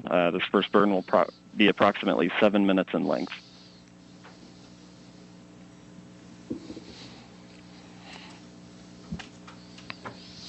So Mick, that's pretty exceptional footage there. That's live video. We will see that switch over shortly into an animation that kind of helps let us know what's happening with the rocket. But right there, a beautiful liftoff. Fun to feel that rumble in the building here as we proceed towards orbit and then towards Mars destination. Yeah, absolutely. It was great watching an on-time liftoff of the Atlas V with that little over 2 million pounds of thrust. Cleared the tower in roughly 5 seconds. Josh, you and I worked the InSight mission, and if you recall, that mission on the West Coast took about 17 seconds to get past tower. So with those 4 solids today, this thing really got out of here and on its way. And it's, as we hear from Jesse, everything's looking nominal, and all vehicle parameters are within the design limits, and we're getting ready to come up on a main engine start for that first burn that Jesse was talking about. Yeah, so recapping this countdown to Mars, the stations began to be filled up this morning just after midnight. Preparations, fuelings, powering up, all the way through that liftoff that happened. I think, Mick, it wasn't precisely on time. I think you said it was like 10 milliseconds early. So it's pretty much dead on. Yeah, dead on. This team does a great job job. As I said, they're very focused, very disciplined, as Tori also said, courageous. They have done a lot of work to get us to this point today through this pandemic, changed how they did some of their work, made adjustments as needed, a lot of cleaning, a lot of things, a lot of wearing their face masks, doing all kinds of things. And so this is an exciting time, not only for the JPL team in Mars 2020, but everybody that's worked this mission, and for the country and the agency. So this is exciting to see. We still have a long way to go, Joshua, before spacecraft separation. Yeah, we had a really quiet countdown today, which is phenomenal, that we got off the ground on time. And we are proceeding now that we are in the middle of the first burn. It's tough to make out, but that engine is lit and it's firing. So we are in motion. There you go. There's that animation we talked about. The telemetry there as we switch to a TDRS compatible data format. TDRS. Overall telemetry quality is very good. The space tracking system. So there you go. This is not an actual video, but this is an animation that's driven by real data. So although we're not actually seeing the engine on screen right now, we can see that the engine is lit, and that is driven by the data that says that the engine is truly lit and we're in this burn. Yeah, the launch vehicle continues to send telemetry to the launch team via the TDRS network, as you mentioned, and that allows them to continue to watch what's going on and make sure all their sequence of events meet their timeline. We continue on a nominal flight this morning. This first burn, as we heard earlier, will be about 6 minutes. This will get us into that park orbit around Earth, allow us to get on our way, and then get into that approximately 30-minute coast period that we're going to have. 8 minutes into flight, beginning to see the Centaur PU system balance out mass errors, seeing very stable body rates in the Centaur. So we've mentioned 5 teams at play, and although if you were watching, hopefully you got a chance to see this in person, if not on camera, it's easy to kind of say, oh, it's over, like job done, but all 5 of these teams still very much engaged, still very much focused, because there's a lot of work ahead as we proceed through this first burn, and then a coast phase, like you mentioned, Mick, and then a second burn, and then spacecraft separation and the acquisition of signal from Mars 2020. So a lot more coming up here. Mick, I know for Launch Services Program, you guys manage the launch. So what does that mean? I mean, this is you guys' work in action right now. By the way, that's the 5th team that we didn't get to mention. We talked about JPL, we talked about DOE, we talked about United States Space Force, and United Launch Alliance. LSP, we are like the brokers to select this launch vehicle and help with manage this mission. So we get our spacecraft customer, the JPL folks, they come to us. They have some certain requirements that they need for this mission. The Launch Services Program made up of engineers and flight analysis folks, and they look at everything, they help define those requirements, and then we go out and procure a vehicle from a commercial partner. In this case, it was the Atlas 541 for the Mars 2020 mission that was needed for performance, right? As you and I have talked over the last several days, Josh, one of the things that was important for us to look at was that performance, to be able to get Mars 2020 onto that transfer orbit into solar orbit to intercept Mars in 7 months. It's kind of analogous to a football game, right? With a quarterback trying to throw a pass downfield. You need a quarterback with a lot of performance who can get that ball down there where it needs to be, and so the receiver can intercept that. In our case, 7 months later. There you go. Yeah, it's the longest football pass ever. The Earth is the quarterback, the Atlas is the quarterback's arm, Perseverance is the football, and Mars is the receiver. That's exactly right. And what we also talked about is that technically you could launch to Mars at any time if you had a rocket that was powerful enough. But this is the launch period every 26 months or so, as we've talked about, that makes the most sense because you require the least amount of energy to get to Mars, because it takes a lot to get there. Obviously, like the Atlas 541 is a workhorse. Yeah, as Tori said, it's their Dominator. There you go. I love that name for the Atlas 541. But we heard Jim Bridenstine, our NASA administrator, tell us that if we didn't make this launch period, we would be down for roughly 26 months, right? Tough. So the period started July 17th and goes to August 15th. Today, July 30th, was one of those launch opportunities that we had. We had a 2-hour window, and within that window, we had several opportunities. 25, actually. Yeah. 25 opportunities. And we launched at the beginning of the window on our first opportunity to get Mars 2020 going on its way. And that, that sounds like a lot, and it is. The flight analysis group, both at JPL, LSP, and ULA, did a lot of work to pick out those target sets and figure out where we needed to be. So they've done a great job, and we'll see how this mission continues. So, Mick, tell us about the 2 burns required here, and we're actually coming up on the end of the first one. Ultimately, a lot of people probably, and myself included at some point, just like, why wouldn't you just keep firing the engines? Just fire all the way through and get to Mars in one shot. So the first burn gets us into that park orbit we talked about. We've lifted off, we've left Earth, we've got into a park orbit around Earth right now. And while we're in that park orbit, we will perform some maneuvers to kind of roll Mars Perseverance and the Centaur and coast during that time, basically setting itself up looking at the sun and away from the sun to control the thermal environments that are on Mars 2020 during this coast period. That coast period will allow us to coast around into the position that we need so that we can have that second firing to get the velocity needed to head off into Mars. Yes, and we will be back for that second burn in just under 30 minutes now. But for now, there's more to learn about this mission and all the amazing science that's involved. Daryl, back to you.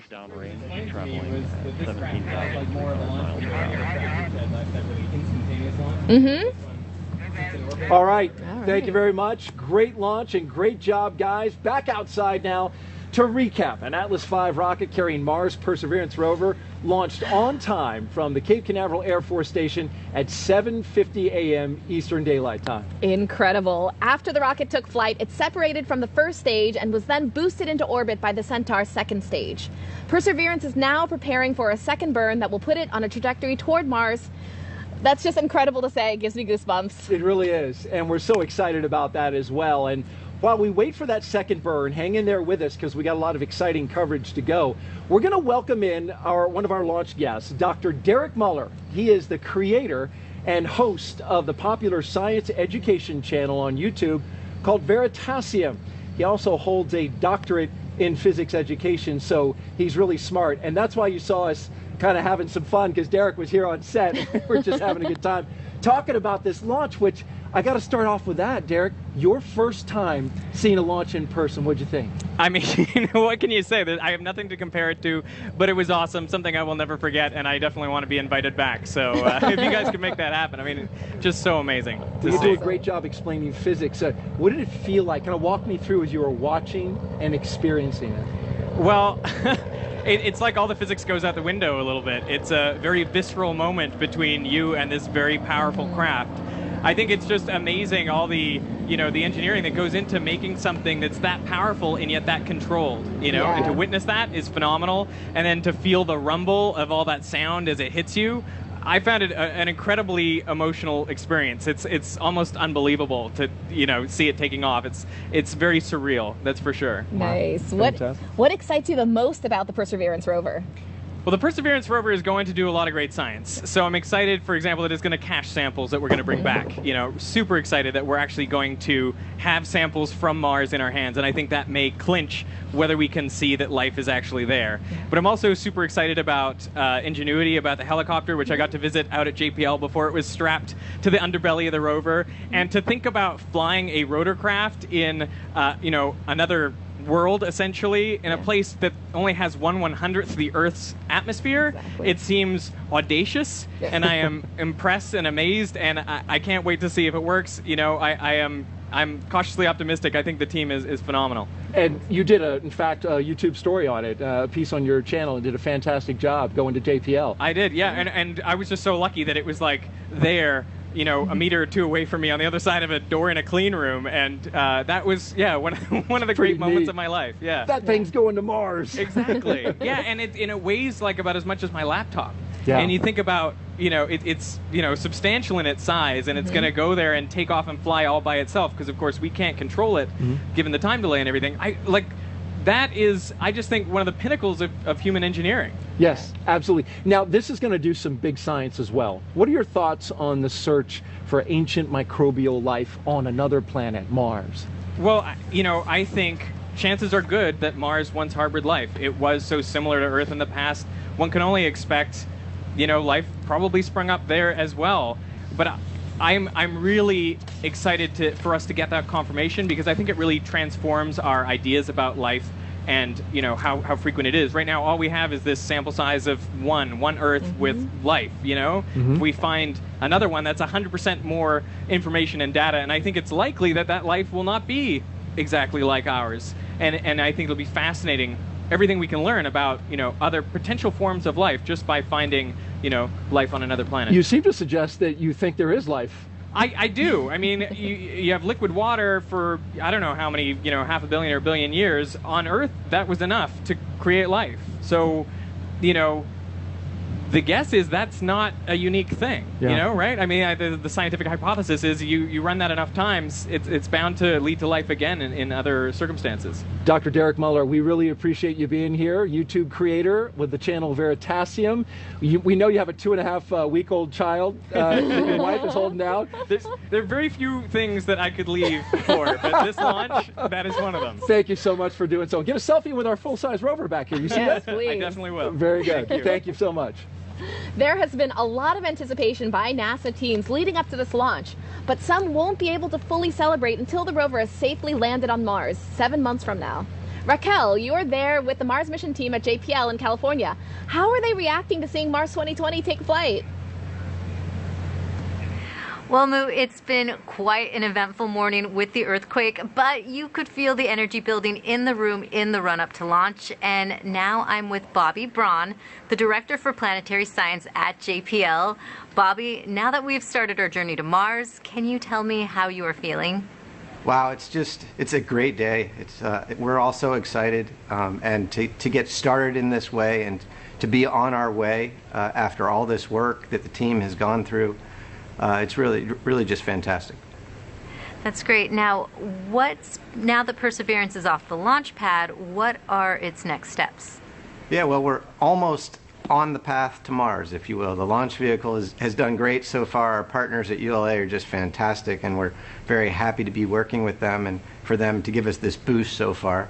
But we still have to have another burn of our upper stage. We have to pass through the night side, or the shadow of the Earth, come out on the other side and find the sun and power up, and then establish contact with the spacecraft. And once we do, we'll truly be on our way to Mars. We'll have a spacecraft that's power safe, that we can communicate with, and our journey will really begin. We look forward to that. Thanks, Bobby. Now, Daryl, as Bobby mentioned, there's an excitement here in the room as the team looks ahead to the second Centaur burn. But before we get to that, let's learn more about the science on board this rover. All right, thanks, Raquel. And as you mentioned, there are numerous scientific studies and technology demonstrations on Perseverance. Some of these are directly preparing us to one day send humans to Mars.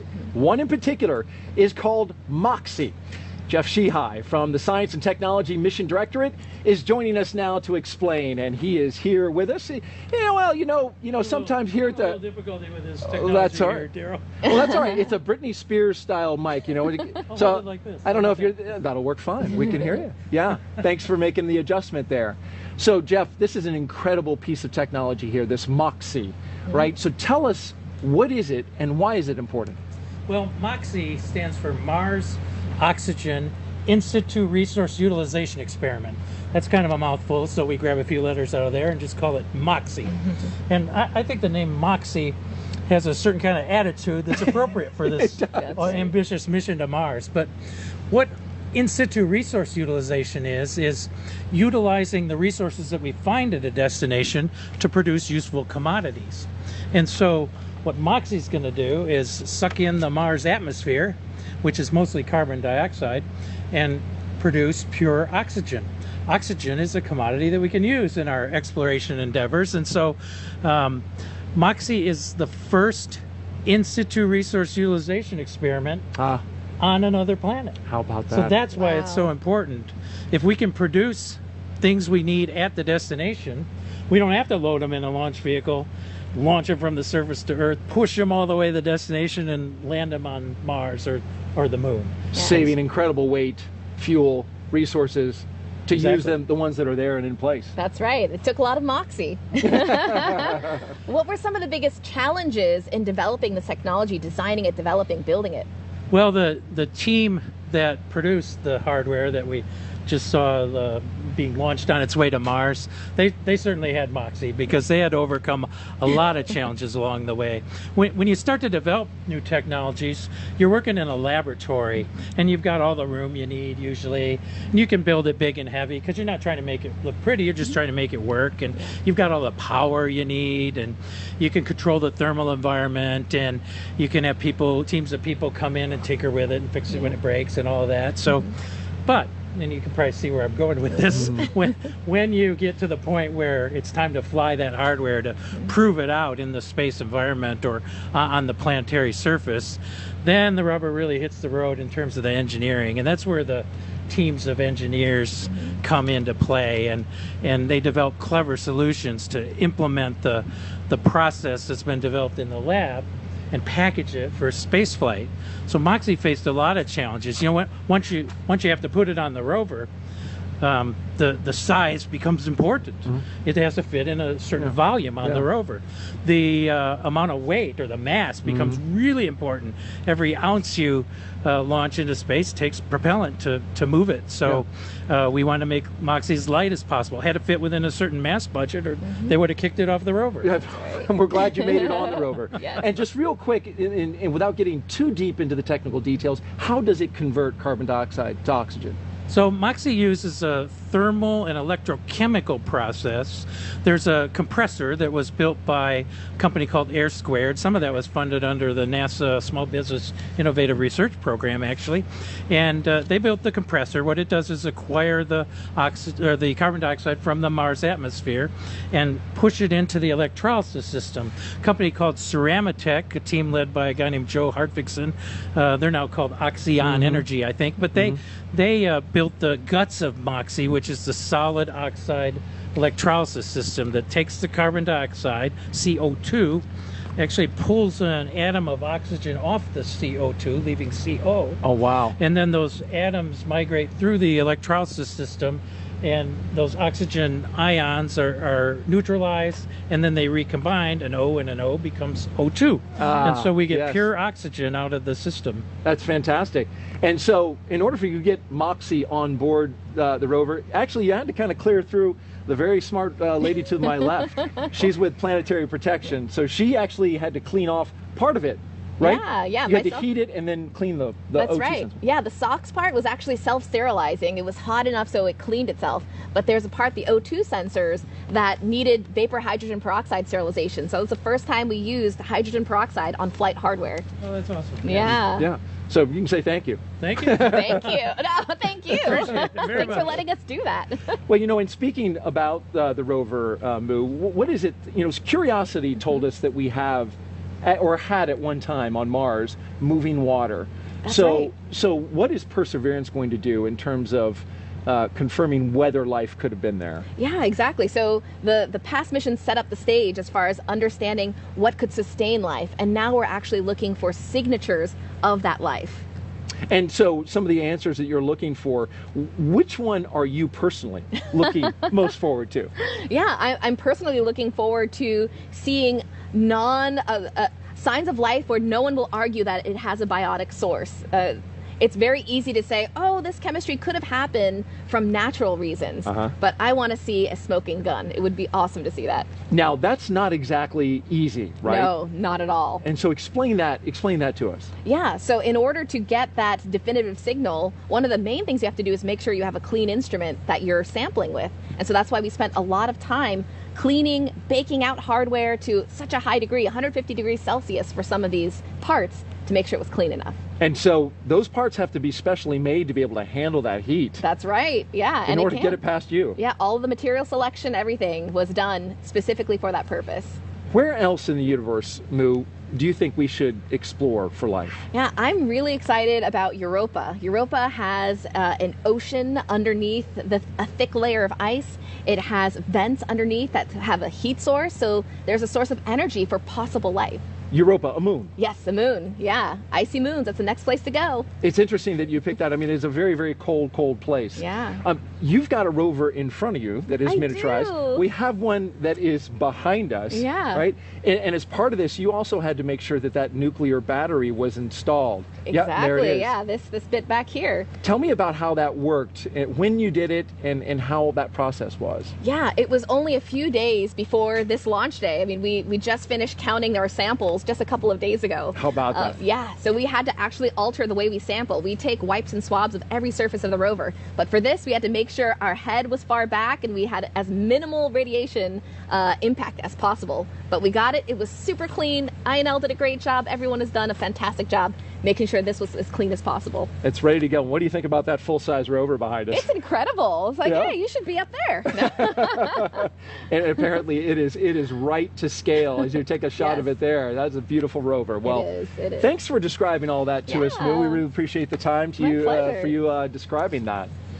All right, back into the show now we go. Moving forward, of course, this is the countdown as we go up. You can see the Centaur there and the graphics as we are tracking and continuing to track Mars 2020 on its way. And when searching for the possibility of life on Mars, it's all about location, location, location. And Perseverance's destination is a place called Jezreel Crater. Let's go back out to JPL now. And Raquel, you've got a scientist there that believes Jezreel Crater gives them the best chance of finding any evidence of past microscopic life. That's right, Daryl. Knowing where to look for signs of ancient life on Mars can be a daunting task. It took 5 years to select a perfect landing site, and with us now is Katie Stack-Morgan, one of the project scientists who helped pick that location. Katie, can you tell us why we're heading to Jezreel Crater? Thanks, Raquel. There are many reasons why scientists are so excited to send Perseverance to Jezreel Crater, and why we think that Jezreel Crater is an ideal place to begin a Mars sample return campaign. At Jezreel, we think that Perseverance can assemble a diverse set of samples that will help us resolve some of the most important questions about life beyond Earth and the evolution of planets over time. At Jezreel, we know without a doubt that there was an ancient lake and river delta. And at Jezreel, we have river valleys that flow into and out of the crater, and we know that that lake filled up with water and then overflowed. Life as we know it requires water to survive and thrive, and we think that Jezreel has all the building blocks to support past life. At Jezreel, we also have one of the best preserved deltas on the surface of Mars, and deltas in lake settings are ideal for supporting life. And the rocks that Perseverance will explore can tell us more about the possibility for past life on Mars. The rocks at Jezreel Crater are also some of the oldest on Mars, between 3.5 and 4 billion years old, and that's the same interval of time when life was developing here on Earth.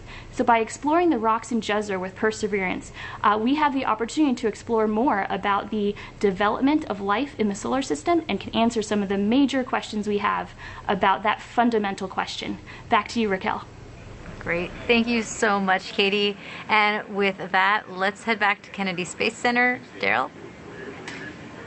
Much, Raquel. We are back here at the Kennedy Space Center with our most special guest, Moo, and the Perseverance rover. Here it is, a full-scale mock-up of the actual rover itself. Well, Moo, here it is. Yes. And so we've learned a lot about this rover so far. So tell me, kind of describe from top to bottom what we're working here. At the top, you've got the Mast Cam, which is pretty tall, right? It is very it's tall. towering over your head. It is on a stage, but what does it do? Yeah, so it has a lot of fun components. Some of them are the Mast Cam Z. Z stands for zoom, so you see those two stereo cameras. And there's also that eyeball, what looks like an eye, is actually a laser. It shoots at the rocks. A laser. A laser, lasers. And then depending on the signature that comes back, the spectrometer reads it and tells you what the geology is. And that's fantastic. Yeah. Some of the real exciting science, though, is happening right here on this part. This is the articulating arm that comes out right? And then goes down onto the planet and starts drilling. Exactly. What all is here that's going to help us understand more about the geology of Mars, the climate, and whether or not there was life? Yeah, there's of course Pixel and Sherlock, the really amazing instruments that are going to tell us about the biosignatures. But in the middle, there is the coring drill. The real drill will have a drill bit, a coring bit, which is hollow in the middle. And there's going to be a tube inside. This is just a 3D printed version. And as it's collecting samples, it's going to have samples that go directly into the tube. Oh, you've got a tube there. Yeah, show here's that on a the camera 3D there. printed tube here. Yeah. And it's going to go down the middle of the tube as it's acquiring the sample. Once it's done, it's going to dock with the bit carousel here. It's going to ingest the entire bit with the tube inside and the sample.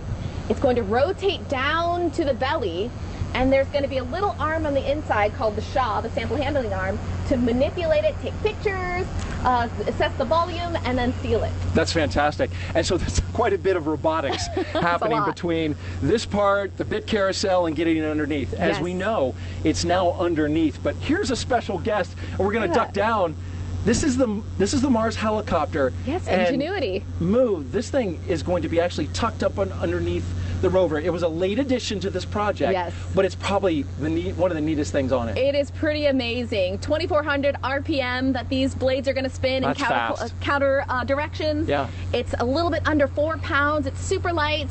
And yeah, it's going to be the first rotorcraft flight on the surface of Mars. It's spectacular. And you know what's amazing? It will be taking pictures as well, right? That's Look at right. the blades. Wow. These blades turn, Great right? model. And they turn in opposite directions. They I understand. They do. It will have a camera on it. It will shoot live or shoot video. Yes. That we will then get back. It'll shoot video of the rover as it's doing its work, right? Yeah, it's spectacular. And look at the clearance. I mean, this rover needs to clear this helicopter after it's deployed. All right. Well, thank you so much for giving us the tour of the mock-up. It's just like the real one, except for it's not going to Mars. Our collective perseverance is what has gotten us to this day, and now Mars 2020 is on its 7-month journey to Mars with an anticipated landing date of Perseverance on February 18th, 2021. Now we are joined by Dr. Thomas Zurbuchen, Associate Administrator for Science at NASA. Dr. Z, thank you so much for coming over here. God, I'm so glad I'm here, and I'm so relieved. You know, we have a space mission. We're in touch with the spacecraft, you know, and everything is nominal. We're waiting, of course, for the second burn, but not quite there, but we're really close. Yes. So can you tell us what makes going to Mars incredibly hard?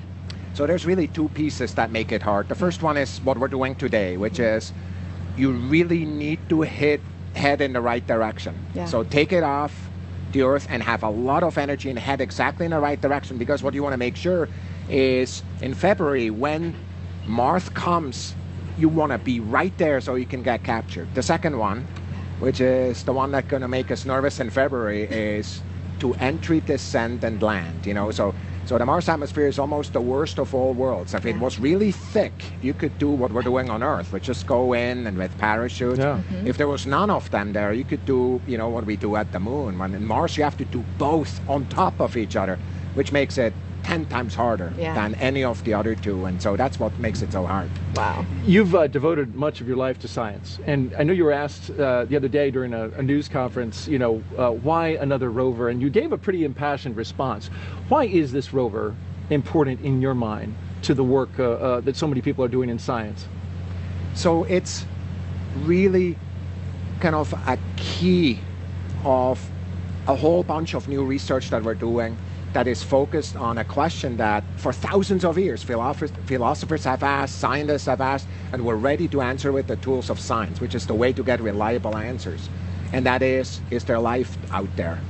We have, for 20 years, we've learned about the environment at Mars, and we're ready to ask that now. And the way we're doing it is with this rover. So it's really, for the first time in decades, the first astrobiology mission. We're ready for it, where it's the next step, and of course there's others coming, you know, Dragonfly, we're already thinking about, and you know, other missions. We want to, of course, go to Enceladus in Europa, you know, and really learn about life there also. So it's an amazing first in that respect. And whether there's life there or not, that's going to be the answer that we're looking for in these places. So yeah, exactly. Yeah, and so we want to do a social media question real quick, if that's all right with you. Oh, absolutely. All right. We have a question from Twitter. What is the key difference between previous NASA missions, rover missions, to Mars, like Spirit, Opportunity, Curiosity, and Perseverance rover? In what way is Perseverance unique from the previous ones? So there's a fundamental difference in the approach. And the fundamental difference is that we decided to put the instruments on Perseverance, the best geology instruments on this, so we can find the right samples. And we decided not to put a chemistry lab on it. Guess why? We don't know which one yet. And so what we're doing is we're actually collecting the samples that we're going to bring to the best labs that are available to humanity, which are the labs all over the world. And that's the choice here. And that's, of course, to do that, we need to do another first, which is humanity's first round trip to another planet. And that's what makes it different. We've got more with the launch operation to go, but real quick, how'd you feel about that launch? Oh, I loved it. It's like punching a hole in the sky, right? It's really getting off the cosmic shore, our Earth, into wading out there into the cosmic ocean. I just love it every time it gets me. All right, very good. Dr. Thomas Zurbuchen, thank you for joining us. We appreciate you being here to explain all the science and the excitement that's coming up. Thank you so much. Appreciate it. Now we've talked to scientists and engineers, and we have shared highlights of the mission and tech demonstrations that are central to the Perseverance rover. And folks, we have a lot more to share. Mars Perseverance has been flying in space for more than a half hour now. Let's check back in with Joshua and Mick to recap the flight so far and tell us what's coming up next. Hey, thanks, Moo. Yeah, as you're seeing on screen there, that is, again, the animation of the Centaur in motion around Earth, in orbit around Earth. And you can see there, like I mentioned, the animation being driven by real telemetry data. Mick, how is the report coming back from the first burn and then currently our coast phase? So we're hearing from Jesse Gonzalez and the engineering team is that everything so far has been nominal. Centaur's been performing well. All the settling firings have been going great, which is keeping the fuel that's still in the tank where it needs to be as we get ready to come up on main engine start 2 for that second burn, which is very important to get us our velocity and into that transfer orbit to Mars. Yeah, so that will be up in just a few minutes, but I think we're going to actually send you back out to our main desk to hear. Oh, so sorry, I'm being held. We're going to hang out here. So coming up, so talk about C3, Mick. This is something that we talked about having to do with the energy to leave Earth and go somewhere else. We're talking about having to get to speeds over 25,000 miles per hour. That's Earth's escape velocity. Yeah, so C3 is basically just the technical term that we use in the aerospace industry to refer to the velocity that we need to get the vehicle where it needs to be. So as you said, we got that little over 2 million pounds of thrust that we left Earth this morning with those mighty 4 solids on the Dominator. I still like that from Tori Bruno. Tori, I'm gonna take that one from Tori. But we got off here and into the park orbit with the proper velocity we needed. And then, of course, this second burn is so important for the velocity we need to get in transfer orbit. Awesome. So the Dominator punching a hole in the sky, as Dr. Zurbuchen said. So we will send it back out now to the main desk and be back with you in just a minute to catch that second burn. Daryl? All right. Thank you very much. Thanks so much, Joshua. Joining us now to talk about how special these missions are is Dr. Michael Watkins. He's the director of the Jet Propulsion Laboratory in California, which planned Perseverance's mission to Mars. That is my home center. Thank you for joining us, Dr. Watkins. So we have so many great questions for you. Why are missions to Mars unique? Well, you know, I think they're unique for 2 ways. I mean, one is just Mars. You know, it's been in our imagination for centuries. You know, it's a place that looks like the Earth. It looks like it could be home to us. It looked like it was once home to to what could have been life. And the fact that we can get there, and we can get there every couple of years, and we can send missions, and we can build on those missions, and you can learn from your mistakes. You can learn from your successes. One of the things I like to joke about is, we say Perseverance looks like Curiosity, but the people who built them are the same. They look even more like each other. And so they, so a lot of our folks worked on Mars Pathfinder, they worked on Spirit, Opportunity, they worked on Curiosity, and now Perseverance. And that, that history, that group of folks, they're just world leaders, and it's why we're successful. So you oversee the Jet Propulsion Laboratory in California and doing incredibly complex work. Why are these robotic missions so hard? They're hard because you can't really see what's going on. You can't use your human responses, right? You know, you're used to driving your car and see what's happening, and you know, you turn the wheel. In this case, you know, we've got to tell the rover, we've got to prepare the rover to do a lot of that stuff on its own, right? And so we've got to understand Mars, we've got to understand how the rover works, and we've got to put all that together into a machine that can function more or less without us. So we talk to it once a day, and we say, you know, how are you doing, and go over there and do these experiments, and then it's got to do that. So, you know, we kind of give it its intention, but then it's got to do all those activities by itself, and that's a challenge. And the further away from the Earth you get, the harder it is. So you get out to Saturn, you get to Europa, you get beyond, and it becomes harder and harder. Real quick, one question to wrap up. You've been in touch with the folks out at JPL. On air, there was an earthquake that played out. It was a 3.9 magnitude. How is everybody doing? How's your team? They're doing great. You know, our view is just Pasadena. It's just the Earth being excited about going to Mars. So it was a very minor earthquake. We have them a lot in California. Okay. You know, maybe it's like hurricanes here or something, but it's tropical storms here. But it was a very minor event, and everything's fine. And we are on our way to Mars. Okay, so a little rumble here in Florida, some rumble in California. It works out great. Mike Watkins, thank you so much. We appreciate you joining us on the broadcast. My pleasure. Thank you. All right. Awesome. We will have that conversation, a conversation with Zena Cardman coming up, which I'm super excited about. That's right. Yeah. On the other side of the Centaur burn and spacecraft separation. We'll also highlight 6 major technologies that NASA's focusing on over the next decade, including the critical energy needs for such missions. But with that, let's turn our attention to the next operational steps. Joshua, are you there? Yeah, Moo, we're here and we're excited. We have a fuel pre-start call just coming in. We are getting ready to hear the call for this second burn of that Centaur RL-10 engine. Again, Mick, explain what this second burn is for. So as we talked earlier, the second burn is really to get us that velocity as we head into that transfer orbit, right? Centaur in Mars 2020 will head into that solar orbit on its way with the proper velocity. We will then get ready to separate Mars 2020 on its way. And I'm hearing that settling is done, and we have main engine start. There we go. Awesome. And again, that animation there being driven by actual telemetry data coming from that rocket. So that's a phenomenal sign. And again, I think that it's tough with these images. Perspective and scale are so important. This vehicle is in Earth orbit. It's not near anything, so you can't see the acceleration of what's happening right now. But for 8 minutes, it's going to be picking up speed. Yeah, this is the burn that gets us really moving in the direction we need to go, that fast velocity that we need to get out of our park orbit and head on our way to Mars. Of course, Centaur and Mars 2020 are still together. The system is in closed loop control. As we're hearing, everything is looking nominal on this fire so far. Main engine start was good, and the firing is going well, nominal, as we see in the animation there. Fantastic. So this is rocket science, and it's not easy. We actually want to bring in now, we have a special guest. This is Dr. Denton Gibson, excuse me. Yes. He is a rocket scientist. His official title is Senior Vehicle Systems Engineer. Denton, how are you doing? I'm doing well. Thanks for having me. Yeah, did you enjoy that? Obviously, you got to kind of spectate. A lot of days, you guys sitting on console, you have to kind of focus on your computer, but you got to see this one today. Oh, yes, and it was a beautiful launch today. Yeah, nice sunrise. Hey, tell us about your role with LSP. I was not making up things when I said you're a rocket scientist, but what exactly do you do? So as our role in LSP, as a vehicle system engineer, we are the engineering team lead for a lot of the rockets that we launch our science missions on. And we are responsible for the oversight and insight into these launch vehicles for the NASA.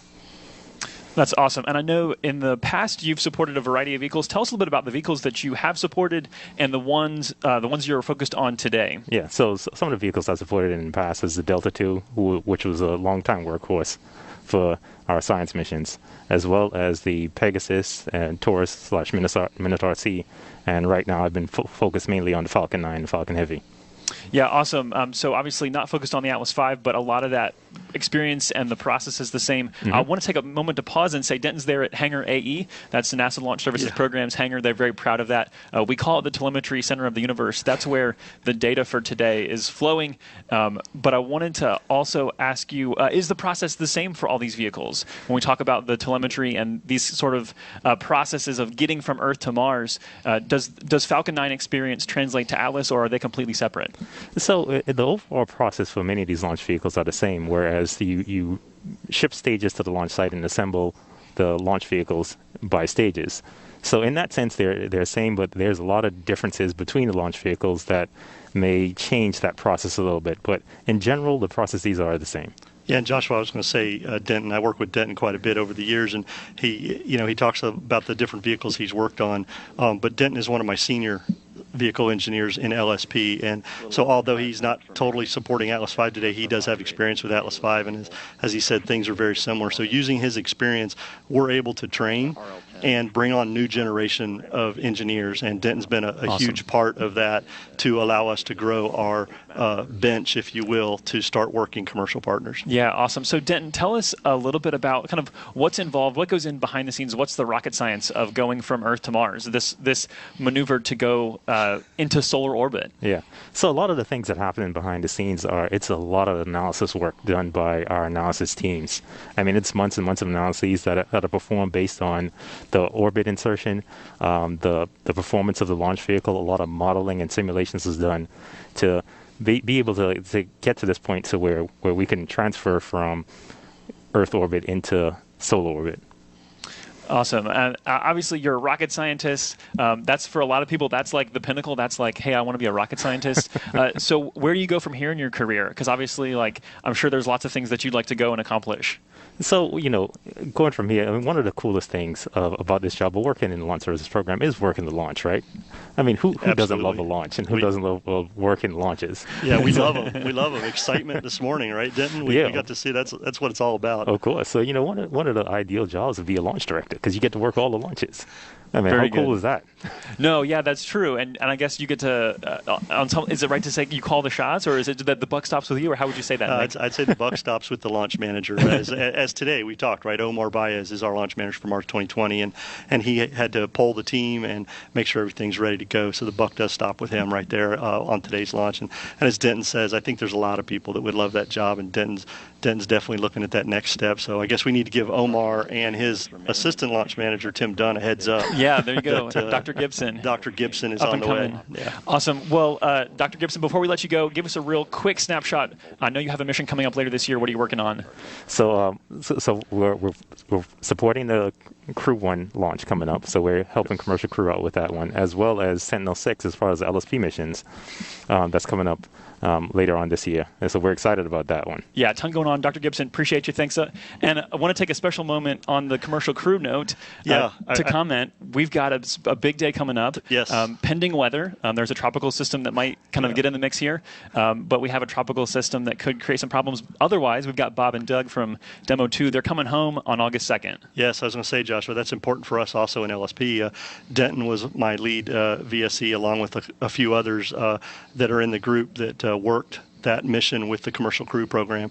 And so it's really important for us to be able to support other programs within the agency to make these things happen. As we launch Mars 2020 today, which is another step for us getting humans to Mars, right, is getting humans launched off of Earth soil was a huge step for off of American soil. Yes. was a huge step for us. Yeah, and so talk about that really briefly with LSP. Obviously, Denton there, appreciate him and his contribution, and you working towards commercial crew, but also supporting Artemis, which is also part of that path of getting humans to Mars someday. Artemis is about learning to live on the moon to sustain a presence there with the eyes on Mars. So how is LSP supporting even Artemis? Yeah, one of the things there is the Gateway program, right? Deep Space Logistics that is working a lot of that. And so LSP is in the works of supporting Gateway and helping them work with the commercial partners that are providing the rockets for those kind of missions that are out there and future things. One of the cool things about working with the Launch Services Program is that we work with all of our commercial partners, SpaceX, United Launch Alliance,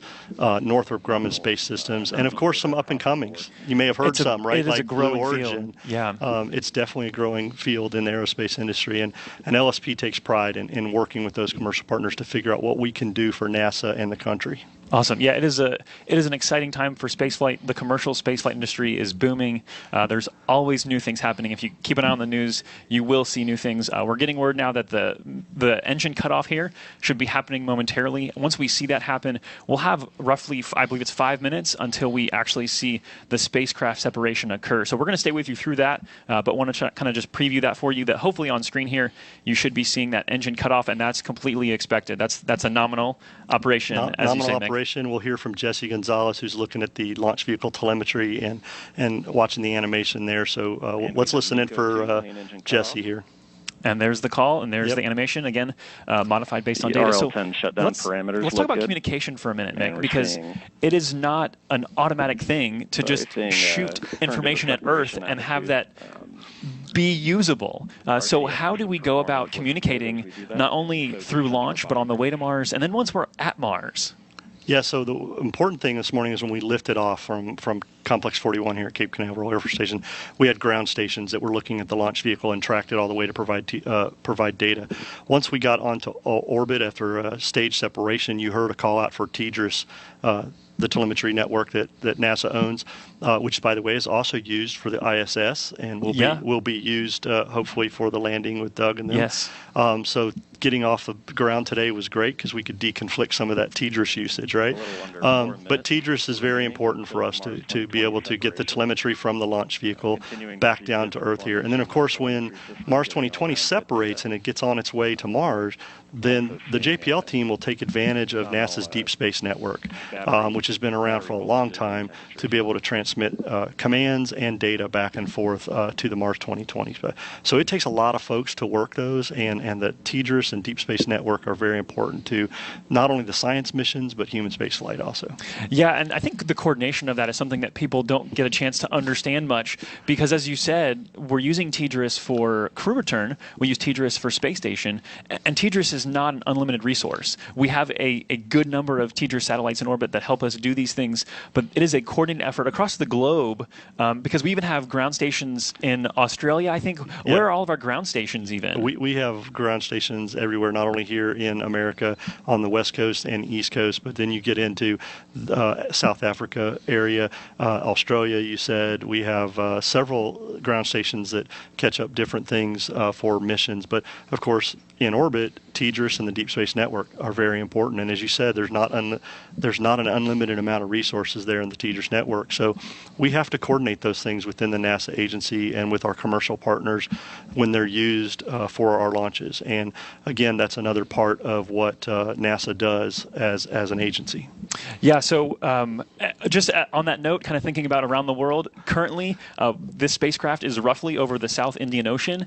So that's just thinking about how fast we're moving, just the amazing world of spaceflight. It's just hard to put into words sometimes of like, we're literally flying around the Earth and we're already halfway around it.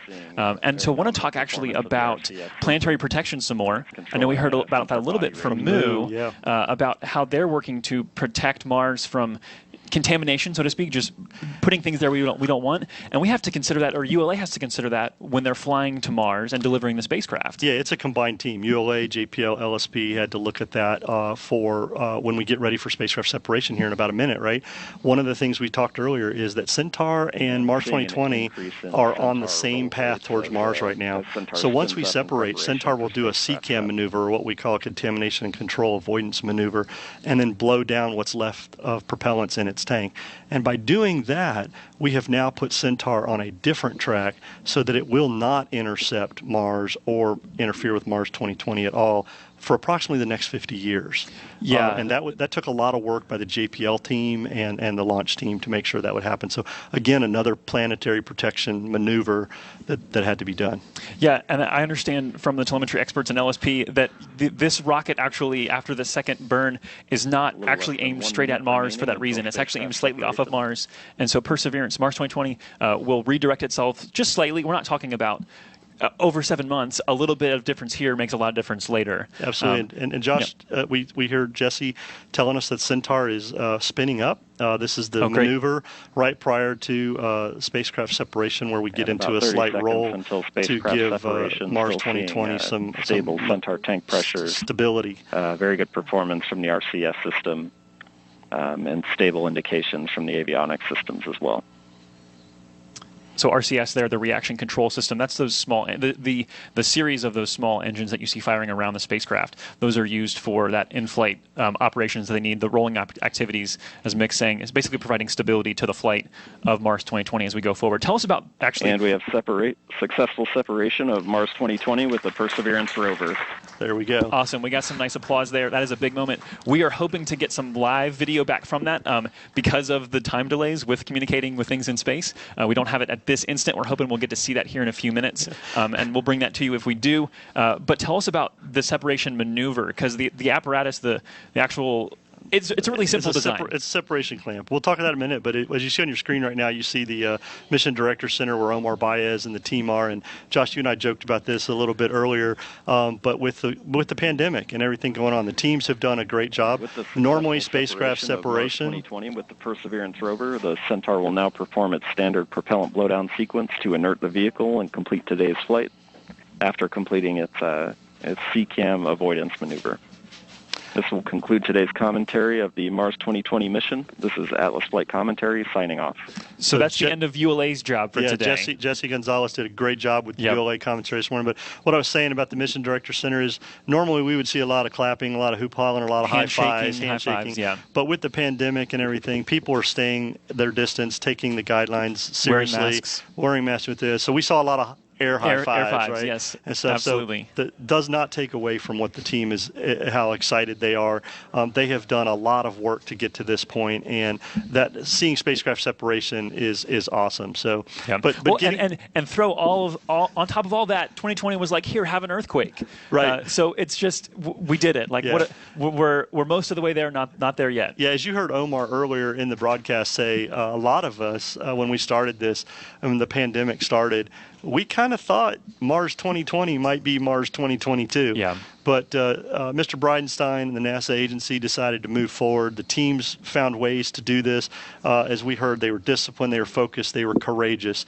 And all that played off today with a successful launch at 750, and now spacecraft separation, Mars 2020, Perseverance and Ingenuity on their way to the red planet. Hey, we're going to wait for acquisition of signals. Stay with us, but really fast, Mick, tell us very, very quickly about this mechanism, because we teased it. We teased it, yeah. How do these things separate? So the separation system is called a Marmon clamp band, actually designed earlier by Karl Marx, one of the Marx brothers. Very simple design, but it has some spring systems in it that once the signal is sent and the bolts release the clamp band, the springs basically just give just enough force to push the spacecraft off the front of the vehicle. Awesome. And again, hopefully we'll see that video here momentarily. But for now, we're going to send it back to you and check in for one final time in a little bit with the folks here at ASOC. But Daryl, back to you. All right, thank you, and great job, both of you, Joshua and Mick. It's always great to see Mick explain that springs are what's getting us to Mars. All right, so we've got our second burn underway. We've been flying for right about an hour, and as you just saw, spacecraft separation went well, and so that's fantastic. We can now say that Perseverance is officially on its way to Mars. What a beautiful thought that is. And while NASA has been tracking the spacecraft since launch with its tracking and data relay satellite system, I know the mission control team at JPL is turning their attention to the next milestone, and that is ensuring that the array of communication antennas known as the Deep Space Network, or DSN, begin to receive a signal from the spacecraft flying the Perseverance rover to Mars. We expect to see the teams acquire the signal close to 9:14 Eastern Time. Though, as you saw, the spacecraft separation has occurred in the shadow of the Earth and out of line of sight of the system, so this could take a bit longer than estimated. All right, and so finding life on Mars won't be as easy as you might think, and we talked a little bit about that. Here to talk about that and more is NASA astronaut Zena Cardman. Zena is here to join us, and we're so glad that you're here. Thanks for taking the time. First of all, your reaction to that launch. Wow. Every time it takes my breath away. I had actually never seen a launch before until I got this job as an astronaut, and now I'm very lucky to have seen 3. And every single time, it just makes me feel so much emotion. And kind of talk us through, I mean, it got up quick, right? So as you were watching it, you feel the rumble? It did, yeah. First you see it go up, and then you feel the rumble as the sound travels to you, and you can really feel it in your chest. It's amazing. Very good, very good. Talking about astrobiology now, you have an amazing background. You've searched for signs of life in some of the most extreme environments on Earth, the Antarctic, the Arctic. So you're used to looking for these biosignatures. What are your thoughts about this rover searching for signs of life? Yeah, you know, we have a lot of experience looking for signs of life in unusual environments here on Earth. So if you take a look at Mars today, it's very cold and very dry, and we have some places on Earth that are actually a lot like that. So places like Antarctica or deserts. But if you want to look for signs of ancient life, life that existed billions of years ago perhaps, when Mars looked maybe a lot more like Earth does today, you have to know what those signs of life left behind in the rock record. Because microorganisms are very tiny and very soft, so they don't leave a fossil the same way a dinosaur would leave a bone or a footprint. So instead we use these chemical signatures. Daryl's dreams is shattered again. We told him there's going to be no dinosaur bones on there. He really I wants see them. something wiggling around, but no. So why do we need to go to the moon before we go to Mars? That's such a good question, because we've been to the moon, right? But we haven't been to the moon to stay. We really don't know how to live off of Earth on another planetary body, and we really need to figure out how to use resources, use tools, especially if we want to do geology on Mars. The tools that we use here on Earth are going to look pretty similar, but they might not work quite the same way. And because the round trip to Mars is so much longer than the round trip to the moon, when we go, we want to do it right. Very good. And how do you like that rover behind you? Huh? Oh my gosh, I love it. Yeah, it's great. Hey, I want to ask you some social questions now. These Absolutely. are some from our audience who have been watching. Oh, so great. We appreciate you doing that. Our first question comes to us through Facebook. Thomas asks, will Perseverance land to investigate the landing site for a future manned mission in the same location? Yeah, you know, that's a really good question. I think one of the most interesting things about doing a mission to Mars is choosing where you're going to go. Yeah. Because, you know, you can imagine planning a mission from Mars to the Earth, and if something landed in Utah versus landed in the ocean, your vision of Earth might be quite different. So one possible approach is taking a human mission and going back to somewhere where these rovers have been already, or maybe we'll decide to explore somewhere new. I have no idea yet, but I can't wait to find out. Awesome. It looks like we have another social media question from Twitter, from Huda. Do you think that in a few years we'll be able to send astronauts to Mars in a safe way if we are able to send a rover like Perseverance to Mars in a safe and amazingly planned way? I hope so. We won't go until it's safe for humans for sure, and we're not going until it's a round trip. But actually part of this mission, of course, is a round trip, and so we will eventually learn how to send a rocket to Mars and then have something lift off of Mars and come back. Awesome. Well, Zena Cardman, thank you so much for being here. You did a fantastic job. You were a great guest, and glad you enjoyed the launch. Oh my goodness, it's impossible not to. No doubt. All right, thank you both. NASA's first Mars rover were powered by solar energy, but dust storms caused issues by blocking much needed sunlight.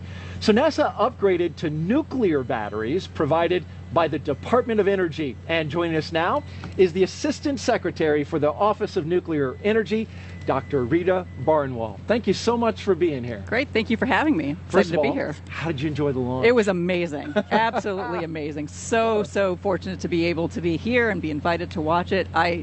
I'm just giddy. Had you ever seen one before? No, I hadn't. It was my first one. And what'd you feel as you were? It was, you could literally feel the launch. So it was very exciting. Very good. Yeah. So it's really interesting. When I saw this segment, I was just fascinated by the whole nuclear part of this. This is right in your wheelhouse. So explain to me, how did the Department of Energy get into the business of making nuclear batteries for space exploration? So space exploration requires power sources for the long-lived missions that we need for this type of activity, for heat and electricity to be provided to the spacecraft and the scientific instruments. And nuclear energy can certainly provide that power. One source is the radioisotope power system, RPS. Part of that RPS is the radioisotope thermoelectric generator, and RTG. I know that's a lot of acronyms, but you got a decoder ring, so I hope you're good there. A space nuclear power system that converts heat into electricity without any moving parts. RPSs work by converting heat from the natural decay of radioisotope materials into electricity, and that's what we have up on the rover that just got launched this morning. It consists of of two major elements, a heat source that contains a radioisotope fuel, mostly plutonium-238, and solid-state thermocouples that convert the plutonium's decay heat energy to electricity. DOE developed several generations of nuclear space power systems that can be used to supply electricity and use the excess heat for a variety of other space applications. This one that was launched is called the Multi-Mission RTG, and it was designed with the flexibility to be able to be operated on planetary bodies with atmospheres just like Mars, as well as in the vacuum of space. It's amazing the longevity of that battery. Yeah, I heard it could last up to 14 years. Right. Will it actually last longer than that duration? It can, and actually right now it was 17 years, 3 years here, and then 14 years out in the mission itself. So we're very excited about that. That's one of the benefits of powering this mission with nuclear energy. The RPSs that are currently powering Voyager 1 and 2, that are exploring the extremes of our solar system, also are being powered by an RPS that has lasted for 43 years. Wow. And yeah. So that's a long time. That's a great extent of time. Yeah. The MMRTG is essentially, it's a nuclear battery, like you said, and it contains only 10.6 pounds of plutonium dioxide fuel, and it provides 2,000 watts of thermal power. It's similar, the material that's used in this is similar to what was used in the two Viking spacecraft that landed on Mars in 1976. Wow. So this technology has been around a long time, and it's well proven. Yes. Dr. Rita Barenwal, we thank you very much, the Secretary, or Assistant Secretary for the Office of Nuclear Energy. Thanks for coming out. We're so glad you enjoyed the launch, too. Thank you for having me. You're welcome. All right, here's a statistic you might not know about. Missions to Mars, roughly half of them actually make it there. Imagine that. But right now, we know the health of the Mars 2020 rocket is good because it's sending back a stream of data to our telemetry nerve center here at the Cape. Let's go back now to Joshua Santora to learn more about that. Joshua? Yeah, thanks, Daryl. So we talked to Dr. Denton Gibson, who is one of the guys that works behind the scenes, but there is a group of folks that work behind the people behind the scenes, and Jessica Connor is one of those. She's coming to us now from the same Hangar AE location. Jessica, thanks for joining us. Hey, it's a pleasure to be here. Thanks so much for having me on. Yeah, so tell us about what you do to help make all of these activities, and as Daryl mentioned, the telemetry happen. What do you do for, what's your role for LSP? So I work as a mission communications engineer for LSP. That means that I'm getting the video, data, and voice requirements from the spacecraft and then ensuring that they're able to go ahead and perform these operations once they actually get to pad phase. Yeah, Joshua, I was just going to say Jessica's one of our wizards. You said behind the scene within the launch services program as engineers, we depend on our folks at AE to make sure that we get everything we need to do our assessments as engineers. So they make everything possible there. Yeah, absolutely. So Jessica, tell us a little bit about how you get the data back and then how it's utilized out to the team. So while it's on the pad, we go ahead and get that data through the umbilical lines, and then that goes ahead and gets back to the engineers, and they're able to provide fleet insight based on the data that they get from the consoles. And can you tell us about how long you've been working this mission? People probably don't understand how much time goes in ahead of time behind the scenes to make these missions happen. So I've been working for about 2.5 years on this mission. About 2 years out, we start working with JPL to go ahead and get those requirements, and then we've been working with them since to go ahead and get processing video, and also being able to talk back to JPL, being able to talk to headquarters and stuff like that. Awesome. And so what's been the biggest challenge for this mission? I know that this mission's presented a lot of unique challenges for all of our teams, but for you, where has that challenge lied? So we have a ton of experience from different mission comm engineers from the past. And so the most unique thing about this mission has been our treatment of COVID. And it's amazing what we've done to go ahead and keep the control room safe for all of the people on console, and to go ahead and launch this mission on time and successfully.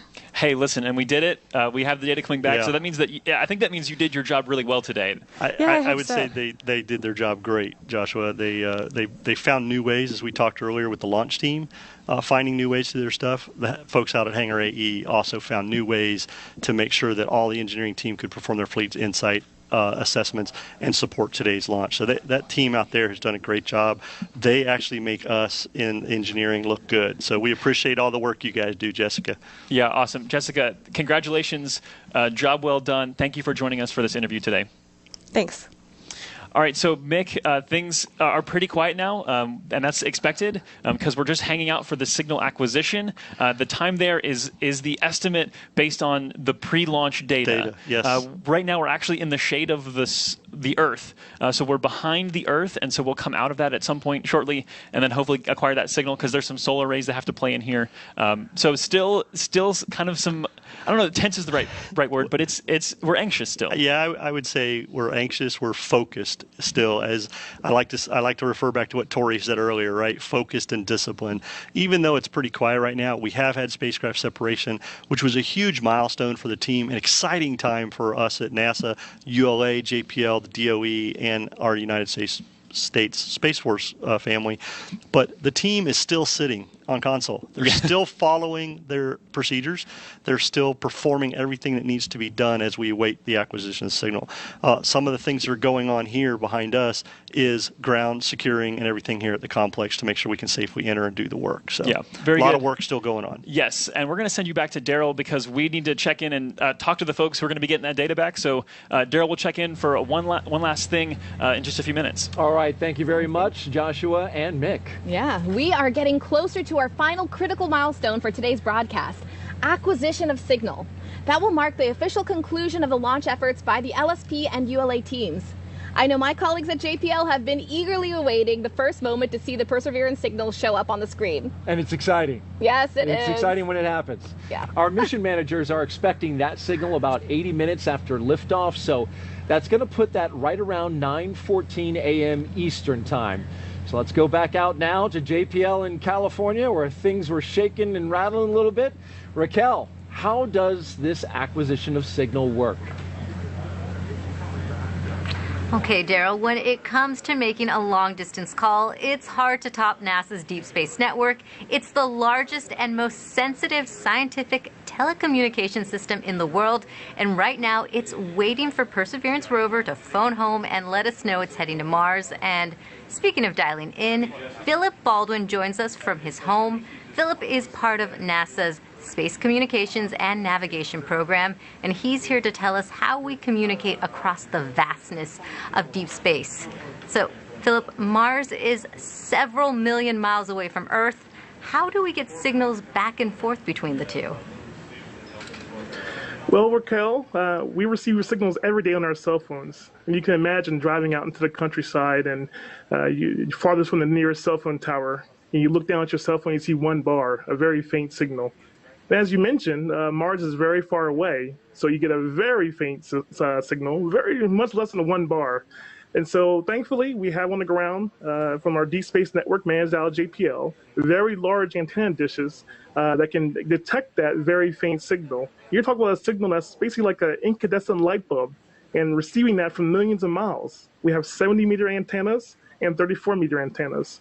A 70-meter antenna is about the size, to give some context, about the size of a 20-story building. So very large systems that can detect that very faint signal. Great. And the Deep Space Network also communicates with all of our other missions beyond the moon. Now, how far have we gone into space? Well, our Voyager missions are the farthest and fastest human-made objects that exist. Voyager 1 is nearly 14 billion miles away from Earth. It takes almost 20 hours one way to communicate to it. So once again, you can think about that light bulb. Could you imagine turning on a light bulb or a light switch and that light taking 20 hours to get to your eyes? And so basically, to communicate to Voyager, we send a command saying hi. It takes 20 hours to get there, and another 20 hours to receive a response from Voyager. So very far away. Thankfully, Mars is not as far away, as you mentioned, several million miles, not billions. So it takes not 20 hours, but it takes about 7 minutes. So it's a little better situation there. Wow. So what does it take to add the Perseverance mission to the Deep Space Network? Well, it's a lot of pre-work before the launch.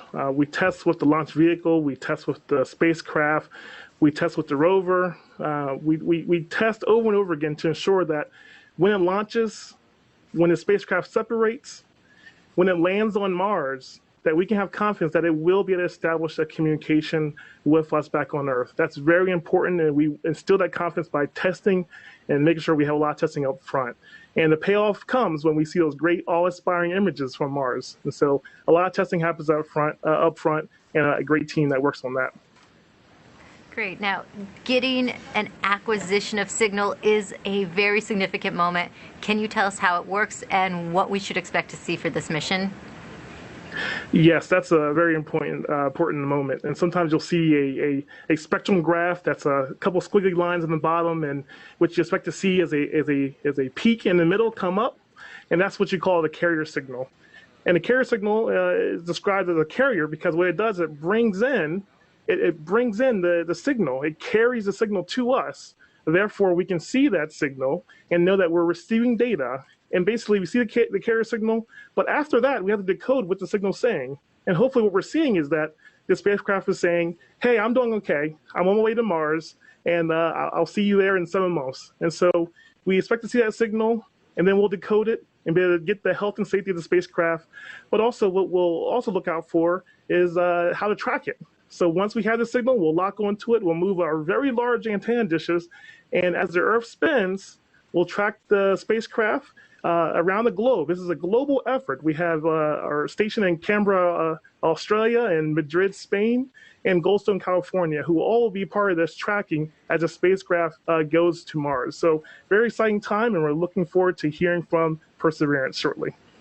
Great. Thank you, Philip. Now, we are just a couple minutes away from the first opportunity we will have to see if the Perseverance signal on the Deep Space Network is up on our screens. That moment brings us one step closer to Mars, but we have many other milestones to hit over the next 7 months, and I'm with Perseverance's Chief Engineer, Adam Stelzner, who will tell us what's in store for the rover. Adam, what should we expect to see next? Well, Raquel, we are... After we acquire signal, we have left the building. We are on our way to Mars. We're no longer in orbit around Earth. What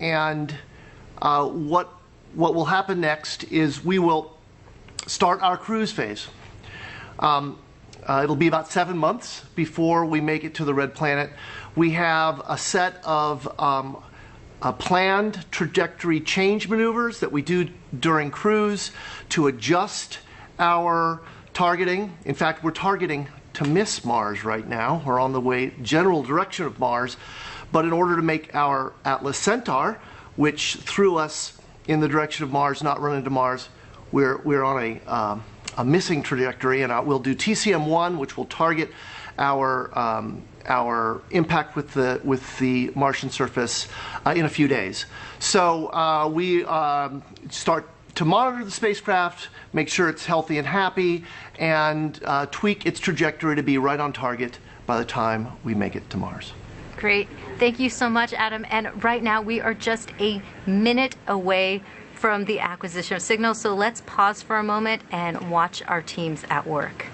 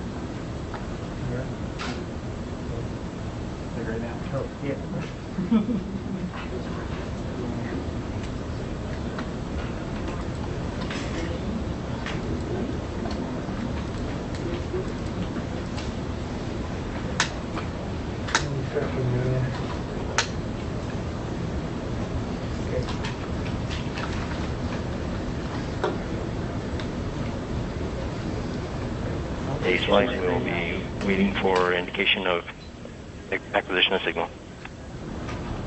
Ace copies.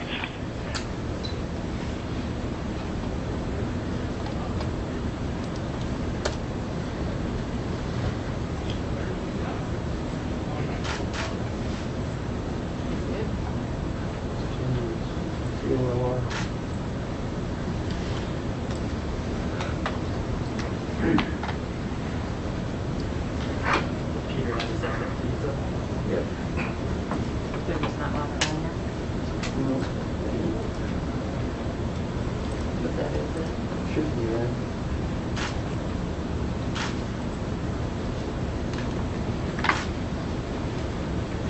Oh, look.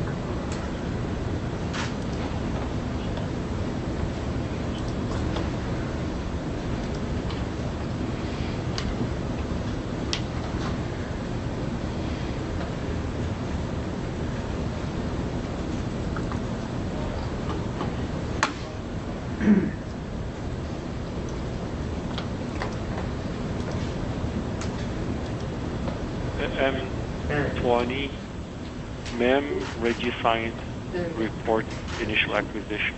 There we go. That's it? Copy that, radio science. Flight nav. Go ahead, Nav. We're seeing one-way Doppler. 343 AOS. Didn't copy, Nav. Yes, sir. We see AOS at 131531. Ace copies. Thank you. Looking good, Nerd?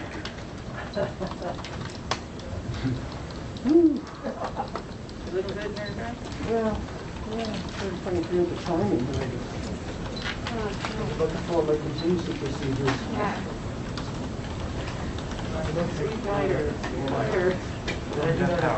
Flight telecom, I was about to pull up my contingency. We now have an acquisition of signals. The rumbles now are of claps and cheers, and it's an amazing moment, and the years of blood, sweat, and tears from every person who worked on this mission is now realized as Perseverance makes its way to Mars. Now, if we still have Adam here, Adam, I want to know your reaction to getting the acquisition of signal. Well, Raquel, it's very nice to have the spacecraft in a safe, separated, on its way to Mars. Nav looks good. We are hearing from the spacecraft. That was the only question. And it's not really much of a question, but it's just nice to have that confirmation. Our launch process is complete. The vehicle's on its way to Mars. And so the next chapter in Perseverance's mission can begin. Great. And what are you looking forward to next? I'm looking forward to, ideally, a very quiet and boring cruise to Mars as we prepare for the never boring and always stressful entry, descent, and landing on the 18th of February. Great. Thank you so much, Adam, and we hope you tune into our coverage of the landing happening on February 18th, 2021. Joshua and Mick, we here at JPL would like to thank you and the entire Launch Service Program and United Launch Alliance teams for all your amazing work today and all the work you do every day to make a launch like this possible. Now, Joshua, back to you at the Cape. Raquel, congratulations to you and the team over there. Obviously, JPL, I think Adam's response is kind of what you'd expect from Adam of like, hey, check that box, but we got a lot of work to go. Yes, yeah. I mean, the work here for the launch team, exciting day. Yes. We got this done. Our portion of this is done. Adam and the team now have Mars 2020 underway, and they've got a lot of work in front of them, too. And hopefully it is a quiet 7 months, and they get ready to go. But we are so excited to be able to perform this for them as our JPL customer. I know Tori Bruno and the ULA team are excited as well, and I just can't be. I can't be more excited about how this went. It feels morning. good. Yes. Hey, before we sign off today, we want to check in with the NASA launch manager, Omar Baez, to get some thoughts from him. Omar, kind of give us your response after seeing a successful process this morning.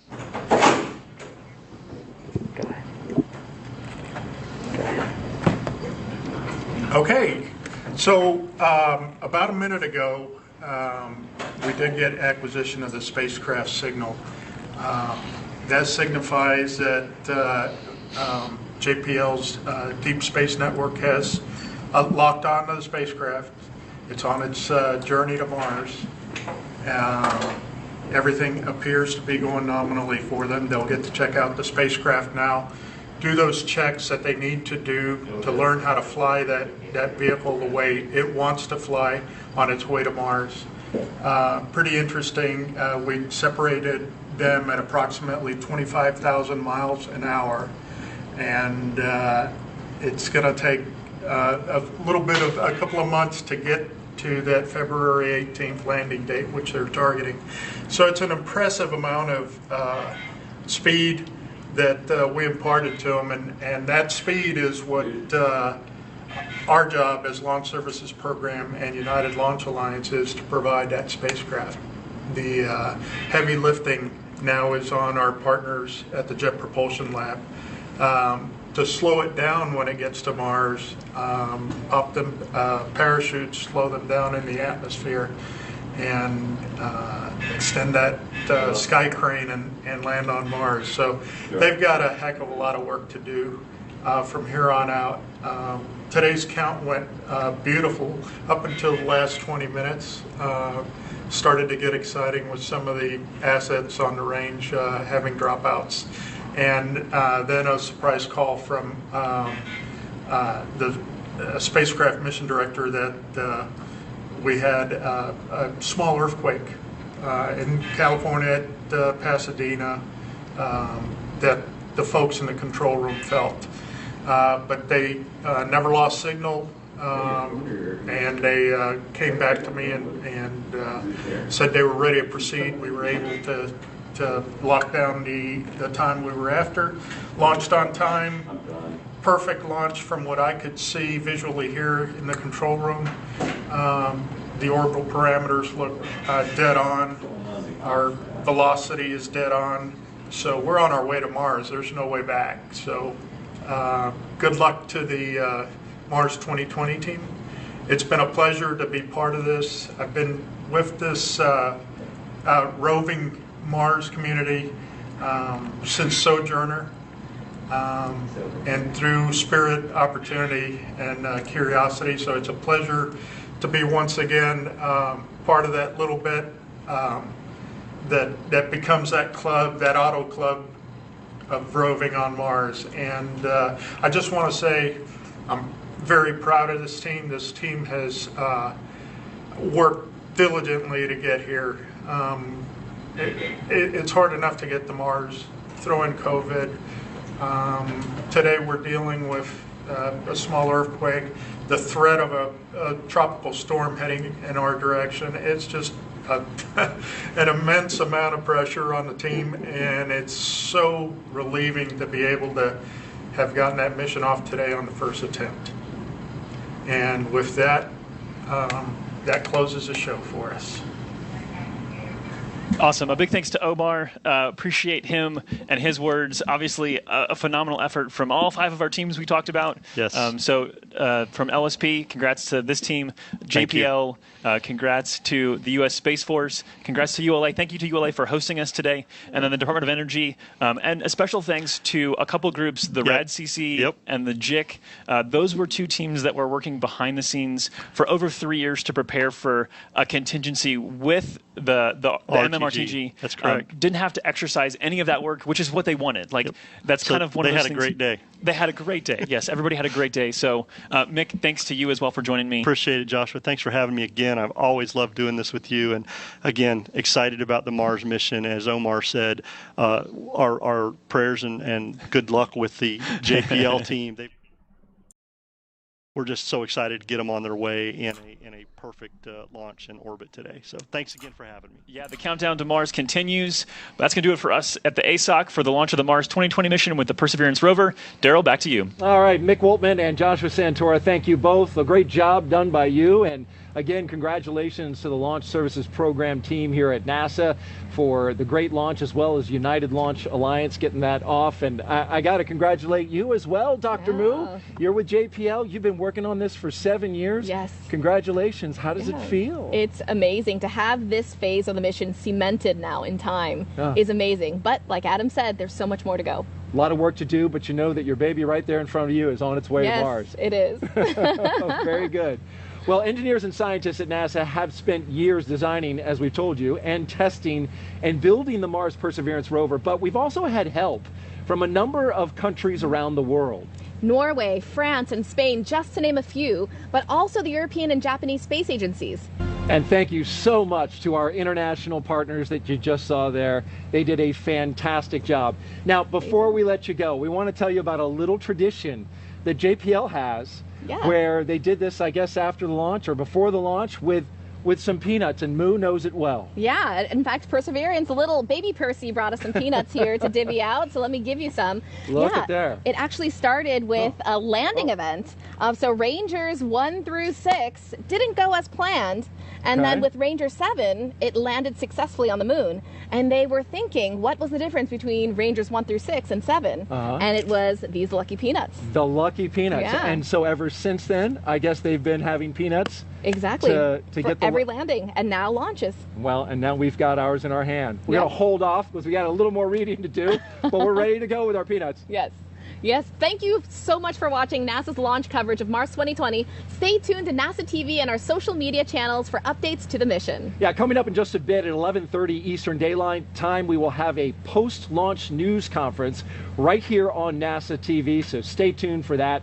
And of course, to the next big moment that we've been talking about, the landing of the Perseverance rover on the surface of Mars 7 months from now. That date, February 18th, 2021. So for now, we leave you with highlights from the thrilling liftoff earlier this morning. Take care, everyone, and remember, keep looking up. Cheers. Cheers. 7, 6, 5, 4. Engine ignition. 2, 1, 0. 0. Release. And liftoff. As the countdown to Mars continues, the perseverance of humanity launching the next generation of robotic explorers to the Red Planet.